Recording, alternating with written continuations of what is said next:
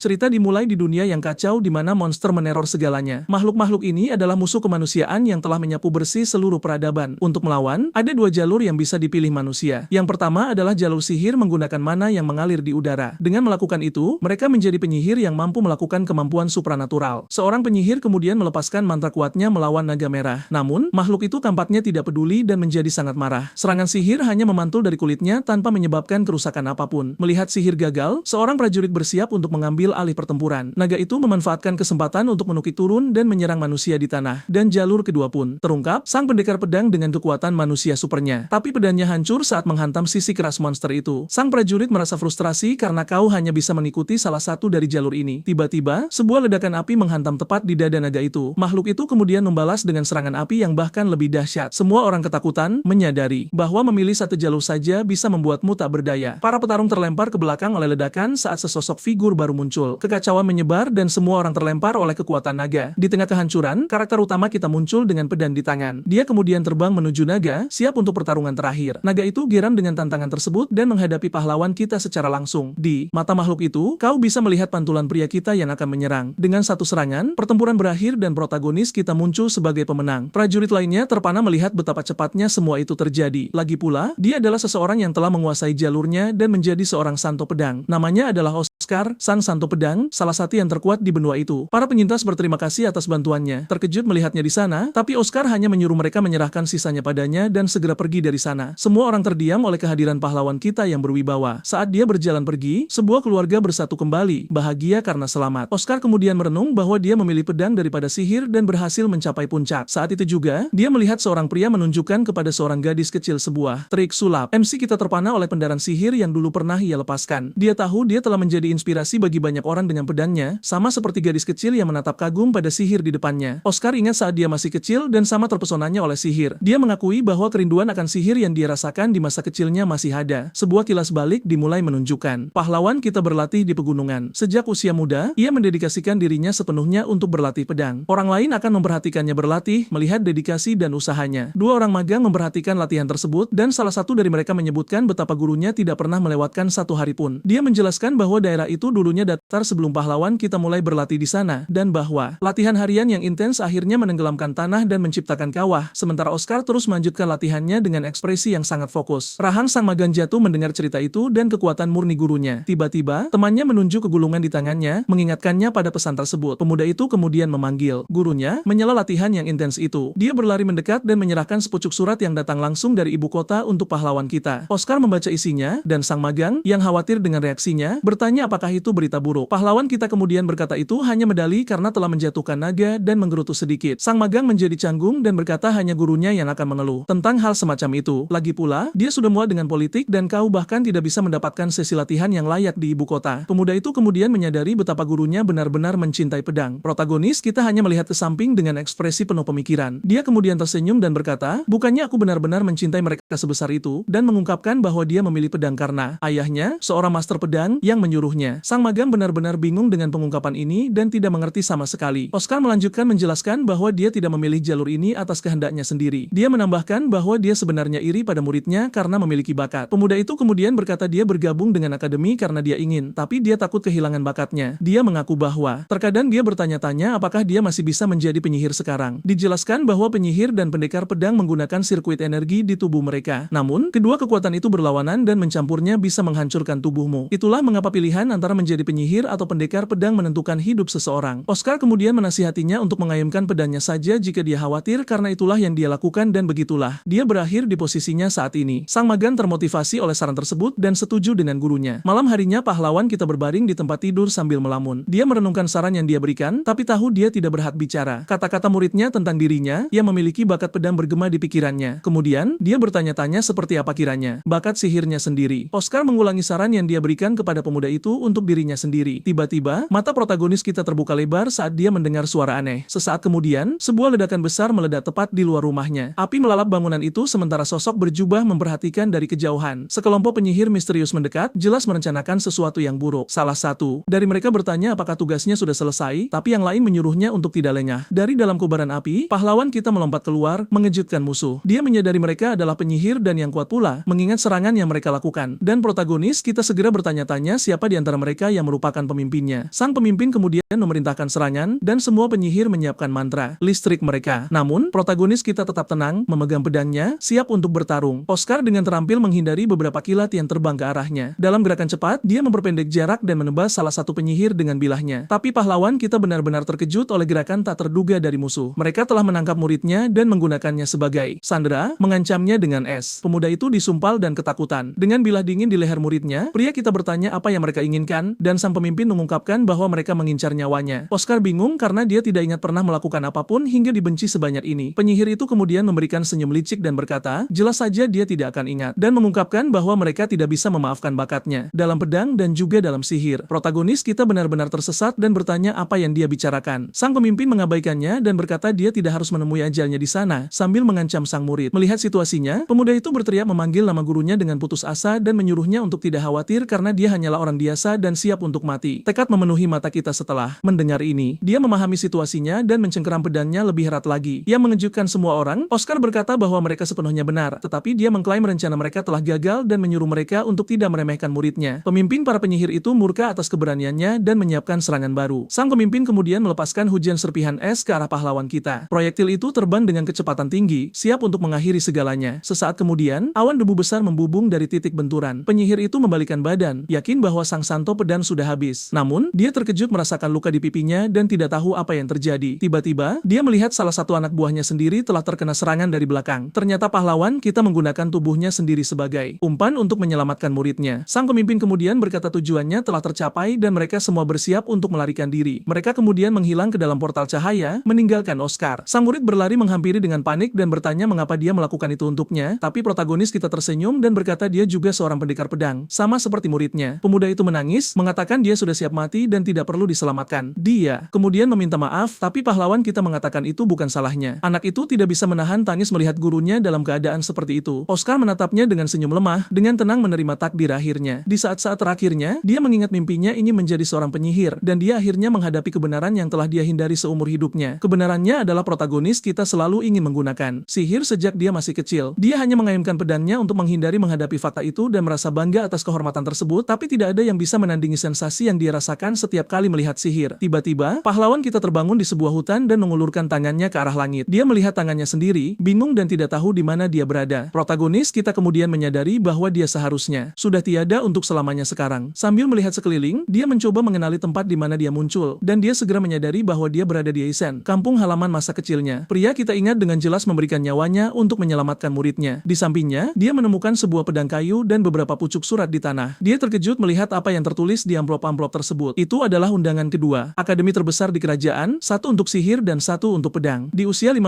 tahun, orang-orang muda menerima undangan ini untuk memilih jalur mereka sendiri. Protagonis kita melamun, memegang surat dari akademi sihir. Dia kemudian bertanya-tanya apakah karena suatu kebetulan, dia telah kembali ke masa lalu, ke masa ketika dia berusia 14 tahun, sebelum dia menjadi pendekar pedang. Saat itu juga, sesosok bayangan muncul di belakangnya, dan suara yang tak asing memanggil namanya. Itu adalah ayahnya, dengan ekspresi serius, bertanya apa yang dia lakukan di sana. Oscar terkejut dan berbalik untuk memastikan apakah itu benar-benar ayahnya. Dia menyadari bahwa jika dia kembali ke masa lalu, ayahnya juga akan masih hidup. Namun, pria itu memarahinya karena bersikap sombong dan mengabaikan latihannya. Pahlawan kita hanya menundukkan kepalanya tanpa mengucapkan sepatah kata pun. Lagi pula, dia tidak bersikap sombong. Dia hanya takut untuk mengungkapkan mimpinya. Terungkap bahwa ayahnya adalah seorang master pedang, itulah sebabnya dia memiliki banyak murid. Dan sebagai putranya, pria kita secara alami belajar bertarung dengannya sejak usia dini. Ayahnya akan memujinya di setiap peningkatan, tapi suatu hari, sesuatu dalam diri Oscar berubah selamanya. Dia berlari dengan penuh semangat untuk memberitahunya tentang sihir yang dia lihat, tapi reaksinya tidak baik. Ayahnya menjadi sangat marah dan berkata bahwa sihir adalah untuk orang lemah, dan bahwa putranya hanya perlu khawatir tentang mengayunkan pedangnya dan tidak ada yang lain. Sejak saat itu, dia berlatih agar tidak dibuang, tapi akhir dari itu semua sangat tragis. Kembali ke masa lalu, protagonis kita kini memiliki tekad baru. Di matanya, dia lelah memiliki akhir seperti itu dan tidak akan mengulangi kesalahannya. Dalam kehidupan baru ini, pahlawan kita akhirnya akan mengikuti jalur yang sangat dia dambakan. Ayahnya kemudian mendesak, bertanya apa yang dia lakukan alih-alih berlatih. Oscar menatap matanya dan menjawab bahwa dia sudah cukup lama menatap pedang untuk ukuran satu masa kehidupan. Pria itu benar-benar terkejut dengan jawaban berani putranya sendiri. Dia kemudian melepaskan aura yang kuat dan beberapa pedang cahaya muncul di sekelilingnya. Tekanan dari energinya begitu kuat sehingga bahkan dia merasakan dampak yang besar. Murid-murid lain di dekatnya tumbang ke tanah, tidak mampu menahan kekuatan itu. Namun, protagonis kita tetap berdiri, benar-benar tenang menghadapi situasi tersebut. Ayahnya tidak mengerti bagaimana dia bisa begitu tenang dengan semua semua kekuatan ini, tapi pria kita sudah pernah menjalani semua ini dan tidak lagi terguncang oleh tekanan tersebut. Pria itu menatapnya dengan ekspresi serius, mencoba mencari tahu apa yang sedang terjadi. Sang ayah kemudian tenang dan berkata sepertinya putranya tidak hanya main-main. Oscar hanya merapikan pakaiannya, bersiap untuk apa yang akan terjadi selanjutnya. Pria itu memujinya dan berkata bahwa jika dia terus begini, dia bisa mewarisi guildnya. Tiba-tiba, beberapa orang muncul dengan tatapan yang tidak begitu ramah di wajah mereka. Ayahnya tersenyum, senang dengan potensi putranya, tanpa menyadari kehadiran yang lain. Protagonis kita menatap ayahnya dengan tatapan yang penuh pemikiran dan jauh. Sesaat kemudian, orang-orang itu mencengkeramnya dari belakang dengan cukup agresif. Mereka bilang mereka sudah menunggu liburan akademi hanya untuk menemuinya. Pemimpin kelompok itu kemudian berkata dia akan memberinya 1 atau 2 pelajaran tentang pedang. Pahlawan kita ingat bahwa orang-orang ini juga ada pada waktu itu. Mereka adalah rekan latihannya yang selalu bertarung dengannya atas perintah ayahnya. Tapi, semuanya berubah ketika mereka membangkitkan aura pedang mereka di akademi. Mereka kemudian mulai mengajarinya sebagai cara untuk melampiaskan frustrasi mereka. Kembali ke masa kini, si perundung menantangnya untuk bertarung di sana. Dia kemudian memamerkan aura pedangnya dengan bangga dan menyuruhnya bersiap. Oscar tahu bahwa aura tersebut menciptakan celah kekuatan yang tidak bisa diatasi. Yang mengejutkan semua orang, dia berbalik dan mulai berjalan pergi. Sambil tersenyum, pahlawan kita mengucapkan terima kasih atas semua yang telah terjadi hingga sekarang. Pria itu benar-benar terkejut dan tidak tahu harus berbuat apa terhadap sikap ini. Dan sesaat kemudian, protagonis kita melemparkan pedang kayunya ke dalam air. Para perundung mengejeknya karena membuang pedangnya, memanggilnya pengecut. Pemimpin kelompok itu menyerbu maju dengan geram, mengatakan dia adalah aib bagi pendekar pedang. Namun, protagonis kita tetap membelakangi mereka, diam sepenuhnya menghadapi ancaman tersebut. Dia kemudian berbalik dan mengungkapkan dia tidak akan menggunakan pedang lagi karena dia akan menjadi penyihir sekarang. Pria itu tidak peduli dan menyerang dengan aura pedang yang aktif, siap menyerang. Namun, pria kita mempertahankan tatapan tenang dan jernih tanpa rasa takut. Lagi pula, penguatan tubuh dengan aura pedang sangat meningkatkan kecepatan. Tapi, serangan itu lewat tepat di sampingnya saat pahlawan kita menghindar dengan sangat mudah. Oscar kemudian berkata bahwa dengan kecepatan seperti ini, serangannya tidak akan pernah berhasil. Si perundung menjadi geram dan berkata pedang adalah perpanjangan tubuh, bukan sekadar senjata. Dia menyerang lagi, tapi protagonis kita menghindar dengan ketangkasan yang mengesankan. Pahlawan kita menyadari bahwa tubuhnya bergerak secara insting, persis seperti saat dia biasa berlatih. Pria itu menjadi putus asa, tidak mampu memahami bagaimana dia tidak bisa mendaratkan satu serangan pun. Jadi, pria kita memanfaatkan kesempatan untuk serangan balik yang sangat cepat. Dia menggunakan tangannya untuk menangkis pedang dan bersiap untuk pukulan terakhir. Dengan gerakan sederhana, dia dengan mudah menjatuhkan si perundung ke tanah. Pria itu tergeletak di lantai, tidak percaya dengan apa yang baru saja terjadi. Protagonis kita menatapnya rendah dengan pandangan serius dan sangat berpengalaman dan bertanya mengapa dia membuang keunggulan jangkauannya melawan lawan yang tidak bersenjata. Si perundung ketakutan oleh pelajaran tersebut dan perbedaan level mereka yang sangat besar. Teman-teman si perundung membantunya berdiri dan membawanya pergi dari sana. Pahlawan kita melihat mereka pergi dan berpikir itu akan menjauhkan mereka untuk sementara. Dia kemudian mengepalkan tinjunya. Teringat bahwa di kehidupan masa lalunya, ayahnya memaksanya untuk bangkit. Untuk menghindari kesalahan yang sama, dia memutuskan dia akan mendapatkan mana terlebih dahulu kali ini. Dengan tujuan dalam pikirannya, protagonis kita mulai berjalan melewati hutan. Dia berjalan sebentar dan menyeka keringat dari wajahnya, tanpa mencari suatu tempat. Pria kita kemudian menemukan tempat terpencil dan berpikir tidak ada yang bisa melihatnya di sana. Sebuah memori muncul, dan dia ingat pernah bertanya pada seorang penyihir tentang cara menggunakan sihir. Dia menjelaskan bagaimana pendekar pedang menggunakan roh mereka dan bertanya bagaimana penyihir melakukannya. Gadis bertopi hijau itu tanpa berpikir mendengar pertanyaan prajurit muda itu. Dia duduk di sebelah beberapa bunga dengan penyiram tanaman dan embernya. Penyihir itu kemudian mengambil penyiram tanaman untuk digunakan sebagai contoh praktis dan berkata bahwa bagi mereka, sihir itu sangat mirip dengan menggunakan penyiram tanaman pada tumbuhan. Protagonis kita bingung dan bertanya-tanya apa hubungannya penyiram tanaman dengan sihir. Gadis itu menjelaskan bahwa mana ada secara alami dan memenuhi seluruh atmosfer. Dia kemudian menunjukkan bahwa dengan mensirkulasikan mana dan menggunakan rumus, sihir diaktifkan. Kembali ke masa kini, pahlawan kita duduk di atas batu besar untuk mulai bermeditasi. Dia ingat kata-kata penyihir itu tentang mana yang memenuhi lingkungan. Protagonis kita percaya bahwa jika dia bisa melihatnya, dia akan bisa menariknya ke dalam. Dengan mata tertutup, dia berkonsentrasi sepenuhnya untuk merasakan mana di sekelilingnya. Dia merenung bahwa pendekar pedang menggunakan indera mereka hingga batas mutlak untuk bertahan hidup. Dan meskipun dia bukan lagi pendekar pedang, tubuhnya masih memiliki ingatan itu. Jadi, pahlawan kita menggunakan indera yang tajam untuk merasakan mana yang tak kasat mata. Dia bermeditasi lebih dalam dan mulai merasakan aliran energi di sekelilingnya. Tiba-tiba, matanya terbuka lebar karena dia akhirnya berhasil melihat segalanya. Beberapa aliran mana berwarna merah muda melayang di sekelilingnya, dan dia takjub. Pemandangan itu begitu luar biasa sehingga protagonis kita terdiam sepenuhnya. Dia kemudian merayakannya dengan gembira, dan berkata bahwa sekarang dia hanya perlu menarik mana itu ke dalam. Tapi kemudian dia berhenti dan bertanya-tanya bagaimana tepatnya dia akan melakukan itu. Saat itu juga, pria kita menyadari sesuatu yang aneh dan melihat ke samping. Dia melompat turun dari batu dan pergi menyelidiki apa yang menyebabkan gangguan itu. Pahlawan kita merasa ada yang salah dengan titik tertentu di hutan itu. Dia kemudian mulai berjalan menuju sumber sensasi aneh tersebut. Di tengah jalan, dia melewati penghalang tak kasat mata yang membuatnya sangat curiga. Dia juga merasa aneh karena tidak bisa merasakan adanya makhluk hidup di dekat area tersebut. Tiba-tiba, tanah bergetar dan sesuatu mendarat dengan kekuatan besar tepat di depannya. Debu berterbangan dan pria kita bersiap menghadapi apapun itu. Sesaat kemudian, sebuah golem batu raksasa muncul di depan matanya. Oscar terkejut dan bertanya-tanya apa yang dilakukan makhluk seperti itu di sini. Tapi sebelum dia sempat memikirkan apapun, dia melihat sebuah bayangan jatuh dari langit dan terkejut. Seorang wanita berambut merah dengan pakaian putih mendarat tepat di depan pahlawan kita. Dia kemudian mengangkat tangannya dan bertanya apa yang dia lakukan di bengkelnya. Golem itu menatapnya dengan mata merah dan wanita itu menuduhnya mencoba mencuri penelitiannya. Protagonis kita masih di tanah tanpa tahu apa yang sedang terjadi. Wanita itu mengancamnya dengan menyuruhnya berpikir matang sebelum bicara jika dia ingin tetap hidup. Protagonis kita kemudian mengenali wanita itu dan ingat cerita-cerita tentangnya. Dia adalah pahlawan terkenal yang melawan monster dengan golem raksasa. Namanya adalah Isabel sang penyihir, penempa kehidupan, seorang legenda di antara para penyihir. Kembali ke masa kini, pahlawan kita dalam keadaan terantai dan jelas tidak menyangka akan bertemu dengannya seperti ini. Isabel kemudian menginterogasinya, menanyakan faksi penyihir mana dia berasal. Dia mengerahkan tongkatnya padanya sebagai ancaman yang sangat jelas agar dia bicara. Sesaat kemudian, sebuah lingkaran sihir merah muncul di bawahnya siap diaktifkan. Melihat situasi itu, protagonis kita memohon dengan putus asa agar dia menunggu sebentar. Dia mencoba menjelaskan bahwa dia tidak melawan dan bahwa dia bukan musuhnya. Wanita itu menatapnya dengan ekspresi serius tanpa mempertimbangkan apa yang dia katakan. Tapi tiba-tiba, dia berdiri dan berkata sepertinya dia benar-benar ingin dipanggang. Dia kemudian bersiap menyerang sambil mengucapkan selamat tinggal kepada penyihir tanpa nama itu. Pahlawan kita kemudian berteriak dalam keputusasaan dengan senyuman yang agak aneh di wajahnya dan mengungkapkan bahwa sebagai permulaan, dia bahkan belum menjadi seorang penyihir yang membuatnya bingung. Isabel memanggilnya menyedihkan tapi memutuskan untuk memeriksa ceritanya dengan sihirnya. Matanya bersinar saat dia menganalisis energi pria di depannya dan dia terkejut menyadari tidak ada mana yang mengalir melalui sirkuitnya. Adegan berubah dan sekarang, mereka berdua sedang minum teh sementara Isabel berkata dia memahami situasinya. Namun, Isabel memperjelas bahwa dia tidak punya niat untuk meminta maaf dan mengungkapkan bahwa dia menjadi profesor di akademi, tapi semua orang sudah memperlakukannya seperti musuh. Oscar terkejut dan bertanya apakah Isabel benar-benar bekerja di akademi sihir. Dia mengonfirmasi dan Oscar melihat kesempatannya untuk belajar darinya agar akhirnya bisa menggunakan mana. Sementara wanita itu meminum tehnya, pahlawan kita memanggilnya dengan tekad yang besar. Protagonis kita kemudian berdiri siap untuk mengajukan permintaan besarnya. Dia memohon padanya untuk tolong mengajarinya cara memasukkan mana ke dalam tubuhnya. Namun, Isabel menolak dengan dingin mengatakan dia tidak tertarik pada pria lemah. Oscar kecewa saat Isabel menyuruhnya menghabiskan tehnya dan segera pergi setelahnya. Kenangan tentang bibinya memukulnya dan dia menolak untuk memiliki akhir seperti itu lagi. Dengan tatapan baru di matanya, pria kita tahu dia tidak bisa menyerah begitu saja sekarang. Isabel kemudian meminta teh lagi dan sebuah golem pelayan muncul dengan teko di tangan. Protagonis kita agak terkejut melihat golem pelayan di sana, tapi dengan menggunakan inderanya yang tajam, dia mulai menganalisis makhluk logam itu dan dia segera menyadari bahwa sirkuit internal golem itu tampaknya mengalami malfungsi. Dia kemudian berdiri dan memperingatkan Isabel bahwa ada yang salah dengan golem tersebut. Isabel mengabaikannya, mengira dia hanya mencoba mencari perhatian, tapi makhluk itu mulai bergetar. Tiba-tiba, golem itu mengalami korsleting dan menumpahkan teh panas tepat di kepala Isabel. Pahlawan kita meneriakkan nama Isabel, benar-benar terkejut dengan apa yang baru saja terjadi. Dia berlari untuk membantunya dan bertanya apakah dia baik-baik saja sambil menawarkan bantuan. Kamera fokus pada bahu golem menunjukkan sirkuit yang benar-benar rusak. Isabel terkejut dan menyadari sirkuit di bahu kanan telah macet. Pahlawan kita kemudian mengambil sapu tangan dan membantu Isabel menyekat teh panas dari lengannya. Isabel kemudian bertanya dengan sangat terkejut bagaimana dia tahu golem itu akan malfungsi. Dia berkata aliran mananya tampak aneh dan Isabel bertanya-tanya apakah dia bisa melihat mana. Memori tentang penyihir bertopi hijau yang dia temui terlintas di pikirannya. Dia ingat penyihir itu berkata bahwa mana itu tidak kasat mata dan mengonfirmasi pada Isabel bahwa dia bisa melihatnya. Wanita itu kemudian mengerti bahwa itulah alasan mengapa dia bisa menembus penghalannya. Protagonis kita ingat kehidupannya sebagai pendekar pedang dan semua pengalamannya dan berpikir bahwa mungkin kemampuan ini berasal dari insting pendekar pedangnya. Atau mungkin itu adalah bakat yang dibicarakan oleh penyihir misterius sebelum dia dikalahkan. Tiba-tiba, Isabel berdiri dan memanggil namanya, membuat pria kita terkejut. Dengan senyum percaya diri, dia berkata dia akan mengajarinya cara menggunakan mana. Dia bingung, tapi Isabel menegaskan kembali bahwa dia tetap tidak menyukai pria yang tidak kompeten. Namun, dia mengakui bahwa Oscar berhasil menarik minatnya dan mengulurkan tangan kepadanya. Protagonis kita kemudian tersenyum, lega dan senang atas kesempatan baru tersebut. Keduanya kemudian menyegel kesepakatan dengan jabat tangan yang mantap dan tegas. Adegan berubah, dan pelajaran dimulai dengan Isabel menggunakan papan tulis.